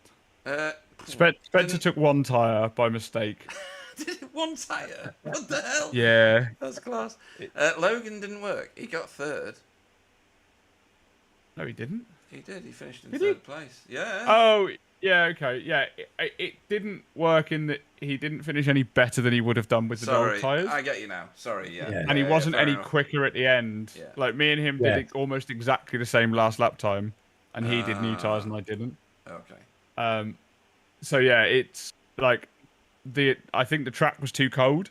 Yeah. So if we had a stupid hot track, and Interlagos always has a stupid hot track, and more fuel strategy, then we've just opened up some more options, I think. Well, this race won't lend itself to hot track either because this official schedule track wouldn't lend itself to hot track either because it was early in the morning. Session start time was 6 a.m. Yeah. And you started your practice in the dark, right? So. Yeah, pretty much. Just and the next one might be completely different. I haven't actually looked at the time of the race for whichever the last race of our season is. But if it stacks up like this one, it's going to be a blinder. Oschersleben is the next destination for this league. It's going to be a bit of a brawl, I think. More people are going to own it than own Mugello, so I think the field's going to be slightly bigger, even though 28 cars is a pretty busy track anyway, even for Mugello. How'd you go at Oschersleben? You did pretty well a few times in the past, I remember. Yeah, I love it. It's a brilliant track for these cars. I've done all right there. I don't think I'm amazing there. I don't think it's like my best track or anything, but it's a very, very fun track to drive in these cars, and it makes for good racing. You could do side by side for a lot of it. So yeah, looking forward to that one. You like Oschersleben, don't you, Alan? Yes, I do. Very much. Yeah. It's a cracking track. I think it's a fantastic racetrack. I got the world record for off tracks there. That's not a surprise, really. I love it. I love it. It's a real challenge, but I say that I enjoy it very much in the Ferrari and in my Mazda. I've no idea how it feels in a TCR because I've never driven one around there. I can tell you, it can be painful. Anyway. Yes, well, that's why I don't drive them because they wreck my hands. But you know, it's a fantastic circuit, so I can't imagine it's going to be anything but brilliant racing. It always is. Yeah. Anybody that was wondering how I knew the corner names, most of them are written on the track. Anyway, anybody you want to shout out to before we let you go, Sam? I just want to say well done to Work. He's done a cracking job here. Unlucky to Naveed because he had really good pace, but without the fuel saving, his car wasn't really available to do much there. And yeah, thanks to everyone for coming out, making it good racing, to you guys for putting on a broadcast for us. Awesome stuff. In that case, we will let you go and practice for Oschersleben. Yeah, you've only got 7 days in which to beat Mr. Lucky Wookie Walker himself. And a very entertaining night. Our multiple previous champion. I nearly said world champion. Are you a world champion? Maybe you are. I don't know. Not in anything broadcastable. No. Yeah. Most attendances on Crime Watch, maybe. I don't know. Sam Blees, everybody. Cheers, guys. Well done, Sam. Brilliant interviews with him. He did well. Yeah, absolutely right. We will now finish off the podium positions by bringing in a very super fast and very cleverly raced Logan McKenzie for Sim Racing Grid. Good evening. Evening, guys. Evening. Well done, Logan. Across the pond. We've already plugged ATC once, but you're welcome to talk about it as many times as you like. Matthew has been on the chat as well. He didn't join us in the booth, which made me upset. I covered it well, though. It's fine. I'll just cry till next week. It's okay. Matt's a little shy, that's all. Is he really? Is he a shy boy? He wasn't on the chat tonight. He was fully up for it tonight, I tell you that. But let's talk about you and your ability to put that Elantra in some fantastic racing positions. And I think you must be absolutely exhausted after that because you were in the longest fight I think I've ever witnessed in the TCRs in 17 seasons. You, Jamie Jeffrey, Simon and Spencer were going at it lap after lap after lap. I don't know how you managed to get into and keep third place your own, but you did it. Well done to you, sir. Talk us through your race. Yeah, it was thanks for that. It was an interesting race. I knew it was going to be interesting going in. I think pretty much everyone figured out that it was not going to be a two-stopper pretty early on. Maybe with it, I mean, early on in the week, I mean. So I had a liter per lap target. We basically all started fuel saving right there at the start of the race. And so once I realized Jamie behind me was also fuel saving and Sam took off a bit, it was just kind of, well, making sure that he doesn't try anything. And then Simon got up there and got around him, and he was a bit more pushy. So Yeah. it wasn't too bad there. And then the second stint, I actually I looked ahead and I thought I'm not going to be able to catch Sam. I'm not going to be able to catch the leaders unless one of them ends up having a pit, which Naveed did. Why not try a fresh set of front tires? It only costs you 4 seconds. So that's why I came out a bit behind those guys. And I quickly realized the conditions weren't right for it. I had basically no extra advantage over them, and I just had to make it all back up. So Is that I 'cause should you had have to go through a period of getting those tires up to temperature? that was one issue. Was I came out of the pits maybe 2.5 seconds behind them, and then ended up almost 4 seconds behind them by the time I got the tires warmed up. Yeah. So the track temps need to be a lot warmer for it to be worth it. If I had not taken tires, I probably would have come out like 5-6 seconds off of Sam and finished in the same spot. So I just made it a bit more interesting for myself and learned something about how a fresh set of tires works on this new tire model. So it was good. Well, it's all an education, right? I'm going to let you into a secret. I'm going to go and find it now. Just give me a second, because I'm rubbish at things like this. Don't tell anybody that I've told you this. Of course. Yeah. Let me have a look. I'm sure that goes for everybody listening. Yes. Doing what? Nobody's listening. Nobody's listening. Silly boys. Anyway, the last race of the season is another endurance race, yes? So we do 2 of these a season now. It's at Autodromo Jose Carlos Pace, which you should know as being Interlagos. It is in the afternoon. The track will be hot. Don't tell anybody I told you that. You can use that to your advantage now. It's a secret, is it? That only everybody knows. Well, it's going to be interesting. I didn't know we were going to have 2 of these. Yeah, 2 of these every season. Last race of the season is another one. That's what I was talking to Sam about. We're going to modify the fuel level as well, so that it's going to be a 2-stop race. We tried to achieve it on this one, but people could milk it all the way to the end. It will be a much more interesting concept and prospect in the next one. What, they're going to start off with empty cars, are they? And Well, race 1 lap to get into the pits. Well, it's going to be like the old races where you've got to run to your car first, then get in it and start it, and then start racing. Then start fueling. Absolutely. Start fueling. Yeah, get enough in the tank, and then go. Right, okay.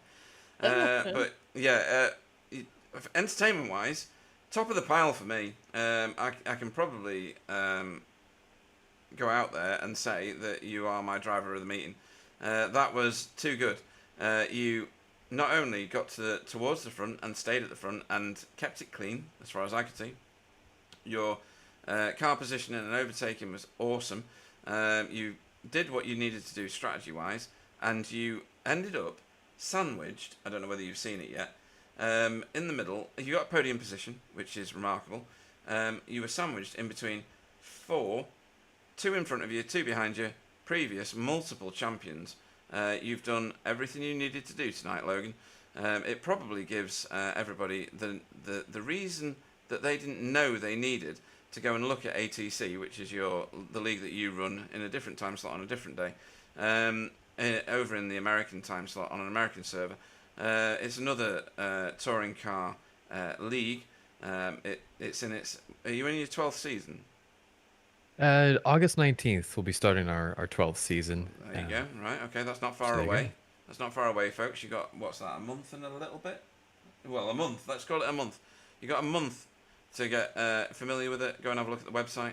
I told you what the website was before. I'll post it in the TCR chat in Discord, and get yourself signed up for that if you're available in that time slot. Alpha Touring Championship could do with, just like us. There's never too many drivers, right?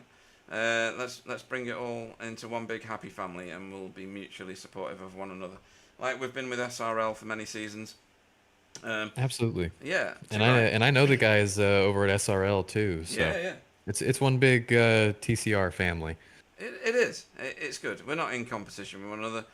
We're there to make sure that each of us shares as many happy things as possible, and that means great racing, and we've had plenty of that tonight.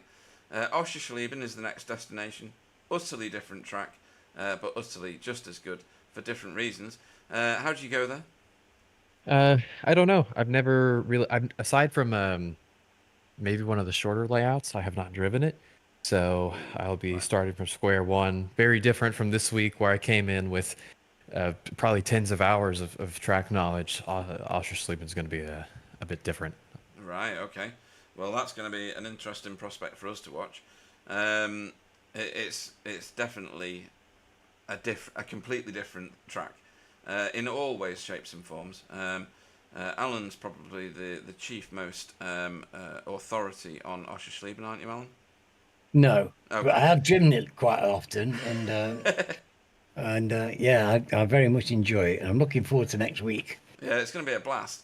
Anybody you want to have a shout out to, Logan, before we let you disappear? Shout out to Jamie Jeffrey. It was a great battle all throughout the race. His defense was great. And I mean, I basically had to lean on him to get by him. Very difficult to finish a pass here, especially when you're battling someone like him who knows. The overtake we saw really knows what he's doing. Utterly clean. And yes, he is a real life racer. He doesn't do official races ever.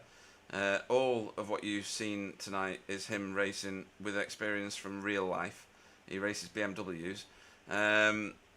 So, the fact that you had such a great experience with him shows how good this simulator is, when a real life racer can emulate what they do on a real track in a car and bring it to a simulator like this. So yeah, he will appreciate that, absolutely appreciate that. And the overtake that you put on him, well, he kind of mugged himself from what I saw. He went hot into a corner, right-hander, I don't know which one, I can't remember, and you created that situation and monopolized on it. So well done to you. Yeah, I appreciate that point of view. And I'll squeeze one more quick little shout out to Matt, who's in the chat. Matt Zepka.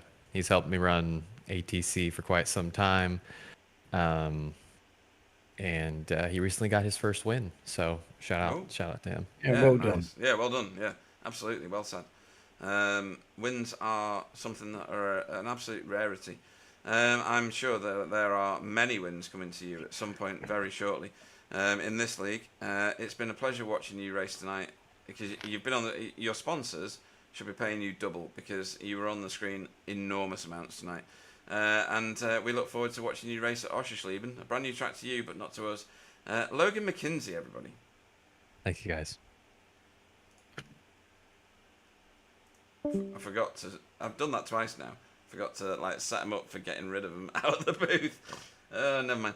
Right, let's speak to. Just a minute. Need to move on. Choose the right person. There we go. Here we go. Next up into the booth, Alan, for your interviewing pleasure, is our AM class champion for this evening, Chris Dixon. Yay! Good evening. Evening. Well, you did very well.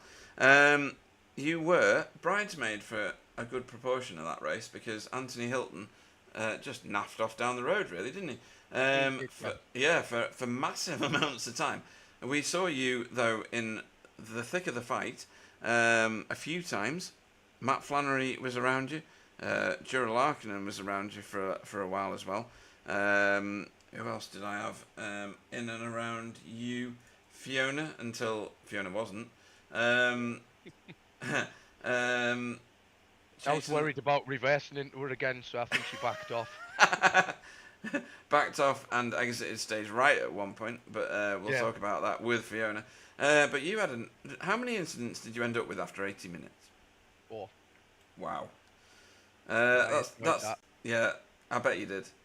You are already at the top of the Safe Driver Award. You know that, right? Yes, that's what I'm aiming for. That's Is it? what I want. Yeah. Well, you might end up with more than that. So, let me just have a look at the standings for AM class. You're at the top of AM class, yeah? Yeah, I'm going to be missing a couple of weeks when I go away. Well, you're not allowed to. That's dead straightforward. You're gonna have to cancel those holidays. Road America, unfortunately. What, you going to watch racing? No, I'm not. No, he's going to miss Road America. Oh, you're going to miss Road America? Yes. I've got to take my daughter to. She's in the dance championships for the British. So we're going to Blackpool, which will be. Yay! Well, that sounds very exciting. Right, okay. Great for you, your little girl, won't it? Oh, she'll love it. Yeah, well, both of them will. All right. Well, obviously, don't tell anybody this because it might ruin my reputation. But I've danced at the Tower professionally. But we'll talk about that another time. Nobody needs to know that. Well, I'll cut that out of the broadcast. Nobody needs to know it. There's a reason I'm called Princess Pete, by the way. Anyway, so you're at the top of the AM class standings. 2 weeks out. I don't think that'll harm you. I really don't. You've done so well this season. I think it's going to be nothing the matter for you. And then in the Safe Driver Award, if you only got 4 tonight, that only puts you on 43. You've just done a whole load more turns. I think you're going to dilute the number even further, and I think you're going to stay at the top of that particular St Alan's Safe Driver Award Championship. You're having a blast of a season. Is it down to something in particular? Is it practice time? Is it seat time? What are you putting it down to? I've got to put a lot of it down to Carl and the results lads helping. But yeah, it's practice time. I don't get a lot. I do sometimes get about an hour on a Monday. Other than that, it's late on a night when the kids are in bed, and I can jump on possibly for a quick 40-minute race on whatever track we're doing, just on the AI, just to learn the track and try and get a bit quicker. But yeah, I suppose with Carl sharing them all sharing the setups, all the lads do. That helps a lot. Probably took half a second off my lap times today. I got in the 21s, whereas on Monday I was only in 201s. On Monday I was only in the mid 202s. Oh, it's at least half a second a lap off, which helped. No, that's half a second a lap is a remarkable gain, to be honest. Yeah, it's a lot. That is a massive amount. You should be very, very proud of that. And Andy didn't have such a good night. He was classified 30 odd laps down. Had a bit of a rough ride at the beginning, did he? Yeah, he did. Yeah, he damaged, and then he basically went in, come back out, and damaged it again, I think. Ah, okay. Yeah. Yeah, he did all right on Monday. He wasn't too far behind the pace.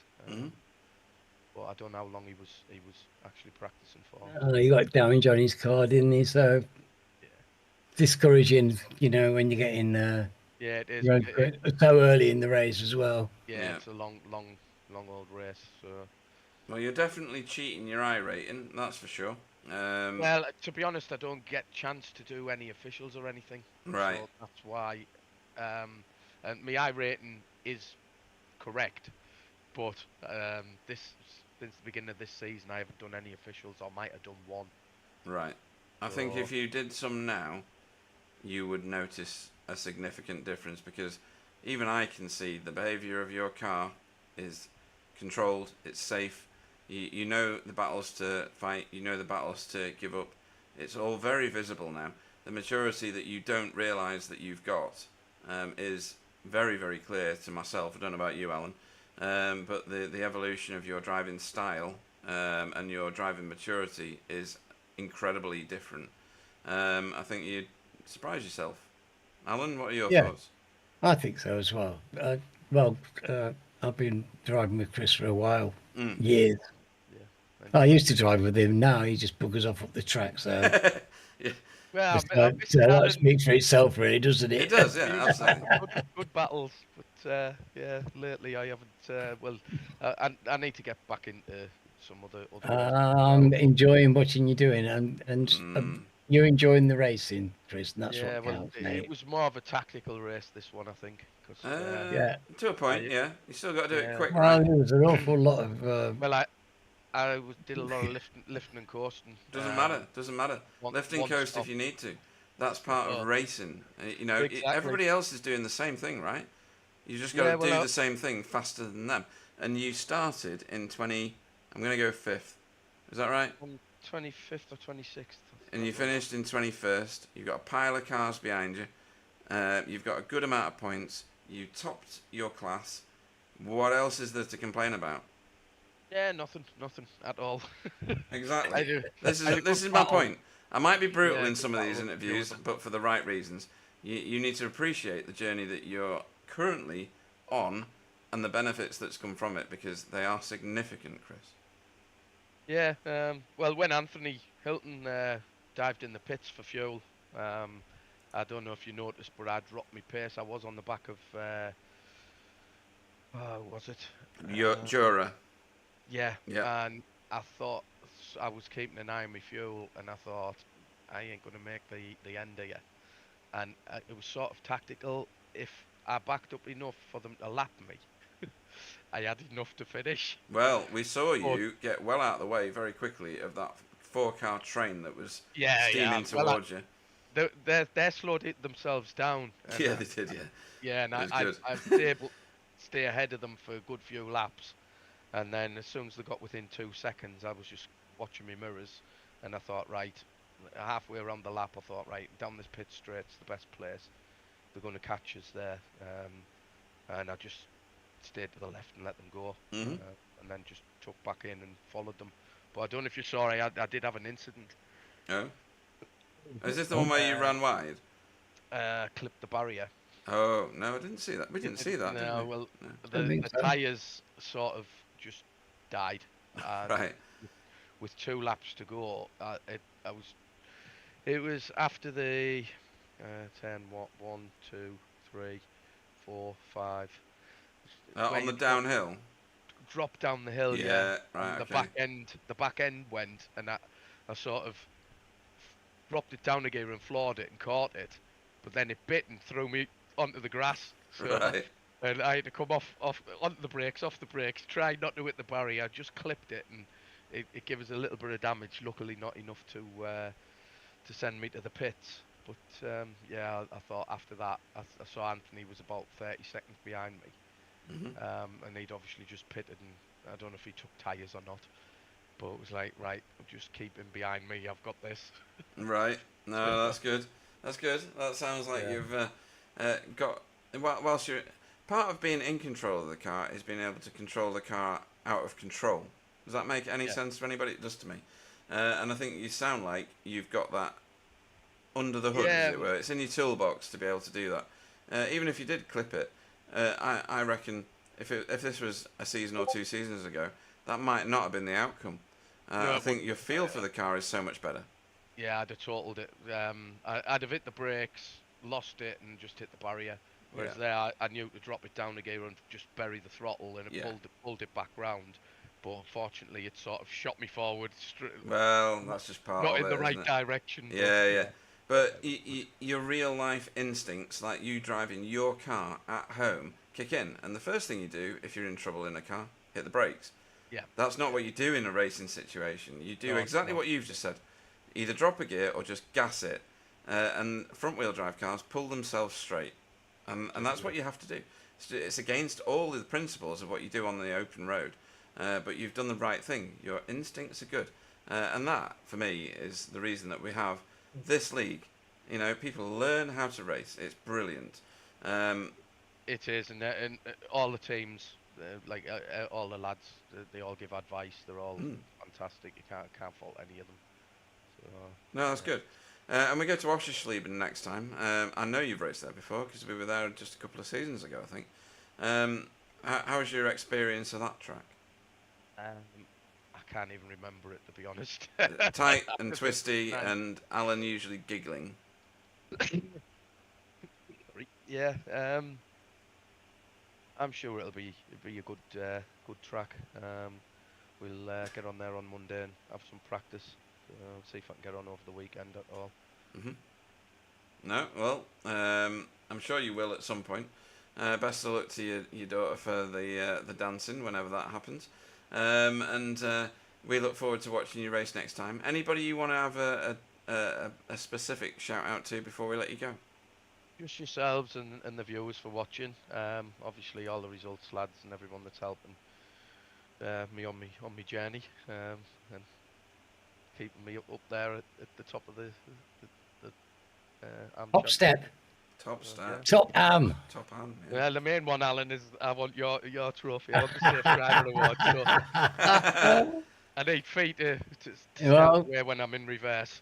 Top safe driver as well. There you go. What more could you want, Chris? Well done, matey. Awesome stuff. In that case, we will wish you the best for Oschersleben and everything else that's going on for you. Chris Dixon, everybody. Yeah, good night. Thanks, everyone. He's a nice chap, and I like interviewing him. Very humble. He's very nice humble. man. Yeah, I'll have to go for a pint with him at some point because he must live probably within 10 miles of me. Seems rude not to. Martin Draper lives somewhere near me as well, previous ex-champion, but he never seems to turn up at the pubs. So, in her usual spot, as ever, is Fiona Siddons. Good evening. Good evening. Mugello, quite an exciting track. You had a bit of trouble along the way, which we'll talk about in a minute. Had to visit pit road 3 times. But you had a pretty good qualifying, and 26th, I think you were. Moved up because you had a pile of people that ended up behind you. What was the reason for pitting 3 times? Talk me through that. I need to find you on they only pitted twice. Was the third one? Oh, third one's after the race finished. Right, okay, I got it now. I'm with it now. It's fine. Everybody calm down. Pete has woken up. Right, okay. We're just seeing Andy Littler spinning behind you on the slow motion replay.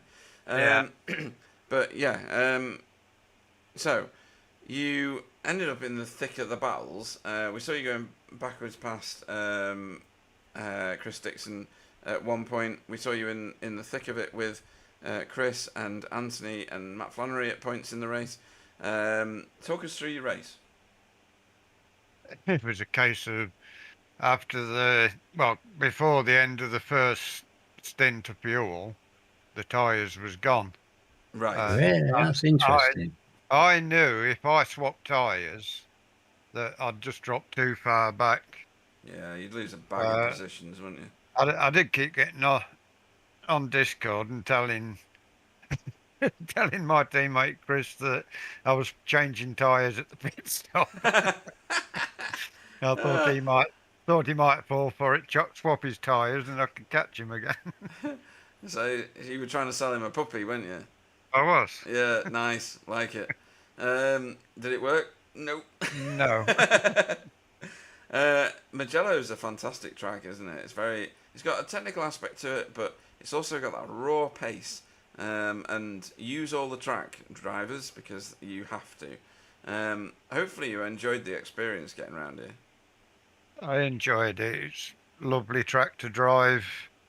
I drove it 2 or 3 times in the MX-5, and now in this, it's brilliant. Yeah, it's a thoroughly energized track. Hopefully you'll watch the broadcast back, because me and Alan need a nap already. And we needed one halfway through the race, I think, Alan, didn't we? I mean, that was pretty exhausting. It was knackering. It was knackering, yeah. Did you get many off tracks? I mean, I've got you recorded in single digits, which is impressive. I've got 11. 11, right? Okay, so my screen's not fully updated. Yeah, most of them was after I pitted for the second time to top up with fuel. It was tyres are just understeering Even going into a corner slow, it was just understeering wide all the time. And and like you said, that's without changing them. That's just the car drifting wide, even with the existing tyres. So, do you think, in retrospect, it would have been good to swap them at all, or would you have been penalised even more just by the time it takes to swap the tyres out? I think in retrospect, I should have stuck with my guns, what I had in practice. I was using last week's Lebanon setup. All right. And I was mid to low 202s. Right. Use the setup for here, and I couldn't even get in the 202s. Ah, in that case, yeah, you probably should have done. I've had setups like that in the past. I had a V8 setup that lasted me for ages until they changed the actual car in iRacing. Yeah, happens a lot. Yeah, and just tweaking tyre temperatures, occasional bits of camber, a little bit of toe in here, a little bit of toe in there. But ultimately, it all came from one setup. Maybe you found in that Lebanon set the setup for you. It'd be worth investigating that when we go to Oschersleben next week. That's a tight and twisty track, which I know you've driven before. Is that one that you like? It can be an off-track mecca, can't it? But you know, you've proven season after season that you're a very safe and reliable driver. Apart from tonight. Maybe so. I think 11 might be a conservative one. Was it Oschersleben where I got that phantom meatball and it pitted to clear it and it's still there when I come out again? I think it was. You're bringing back memories now, yeah. Well, I don't like. No, I'm not surprised given that experience. But hopefully that will be a one-off and not go anywhere near you again. Let's hope for better fortunes next time. When does your ice hockey season start again?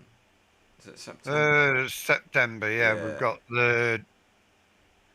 I think end of August there's a Champions League hockey game at home in the end of August. Okay, yeah. But I think that's on a Friday anyway, so.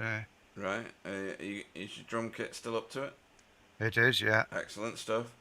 In that case, we'll probably let you get practicing for both drumming and Oschersleben all in the same. Anybody you want to have a shout out to before we let you go? You guys, everybody who does all the hard work in the background to make it possible, everybody who stopped up to watch us race round here, and everybody in result. I'm very well said. Watch the broadcast back because it's been a blast tonight. Yeah, always. Yeah, excellent. Sometimes endurance races can be a bit of a snorathon occasionally. Not often in the BSTV leagues, but this one felt like an 80-minute sprint race. It was absolutely brilliant. Highly entertaining, and the chat was alive tonight, so well done to everybody on the chat. Going over an hour tonight, it's good practice for the weekend. Yeah, it's 24 hours of Spa, isn't it, or something like that? Yeah. It's going to be a bit of an interesting prospect for the guys if you are racing the 24 hours of Spa. Yeah, I'm doing it, yeah. Excellent. Good luck to you. Good luck to anybody else that's doing it. You're going to need it. Pleasure to have you race with us, as always. Highly entertaining in all the broadcasts and the races. And we look forward to watching you at Oschersleben as well. Fiona Siddons, everybody. Good night, everybody. Good night, Pete. Good night. Excellent stuff. So, what a fantastic race that was. It does make it for a different prospect, doesn't it, Alan? Having an endurance race dotted around every so often in the season.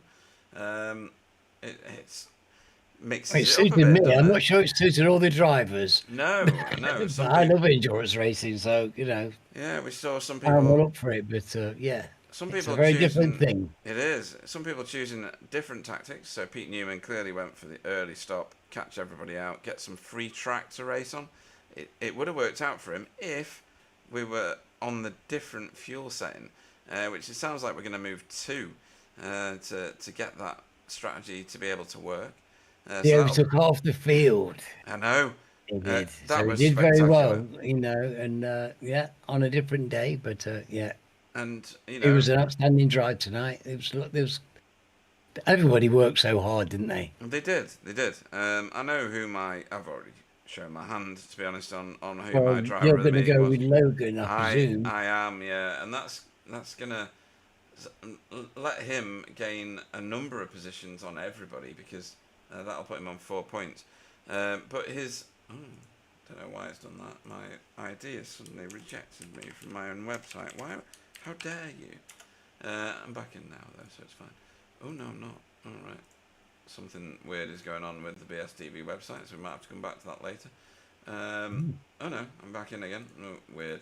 But yeah, this track car combination has been excellent. It's not the widest of cars, so the Mugello circuit suits it. Tactics wise, I think there's a number of different played out. Me voting for Logan is going to throw the gauntlet down for everybody else, because that'll put him on 4 points, I think. But in my opinion, he utterly deserves that. He thrashed it out in close company with lots of very, very capable drivers. Some ex-champions along the way there, and some that probably deserve to be a champion, in the form of Jamie Jeffrey. They fell by the wayside, and Logan did not. They had to pit for fuel, and he did not. He's done a great job there. So my vote for driver of the evening, or driver of the meeting tonight, is Logan McKinsey. Alan, who stood out for you this evening? And, Logan did, for one thing. He did a great drive. Sam did a great drive quietly. Yep. And but Pete came halfway through the field.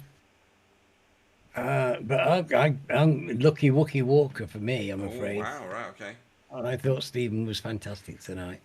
His battle with Navi, I mean, Navi deserves a real shout out as well, because him and Stephen provided such fantastic entertainment for us. And I know you're not big on the winners, but I think Stephen was absolutely amazing tonight, and I loved it. And he's my driver of the evening. In that case, I've just dropped his point onto the website, which is good. And yeah, he put on a clinic, didn't he? Really, measured it out very nicely. Didn't really put a wheel wrong. Thinking on his feet, just the usual stuff that you get with these quality pilots, and yeah. And it's amazing what good luck can do, isn't it? It can make you win races. Yes, the more talented he gets, the luckier he gets. I know. It's amazing. You would think almost that the luck had nothing to do with it, but that would be foolish, right? It's been a fantastic broadcast in terms of the exciting racing, the pleasurable company of having you in the booth, the pleasurable company of having so many other people in the booth contributing on the chat. It's been a wonderful thing to be part of. And we found out that Marco Namela wasn't dead, which is brilliant news. Yeah, great. It'll be Triple R next. Yeah. Roman Ratu and everybody else will be just rocking up willy-nilly from this point on. We've had a fantastic number of people watching, and our subscription numbers keep going up, which must mean good things. I don't really know. I'll let Alex Sevillano-Lado do all that worrying. But yes, thank you to everybody that watched. Thank you to everybody that participated tonight. 28 drivers around a relatively new track to the iRacing service is impressive. And thank you to you, obviously, Alan, for your wonderful insights, intelligent and intellectual conversation, and making me probably sound a little bit more professional, less professional, because you probably eclipsed me along the way somewhere in terms of the broadcasting content. We will look forward to Osher Schlieben, and I will hand you over to Alan for his farewells. Thank you all. Stay safe, everybody, and we'll see you this time next week. Yes, indeed. And what a wonderful evening we've had. I want to thank all the drivers, because they put on a heck of a show for us. Great to have so many people in the chat. And next week's a different track, but it's still a very racy old place. And I'm looking forward to seeing these cars and how they take it on. Looking forward to that, and I shall see you all next week. Big Cool.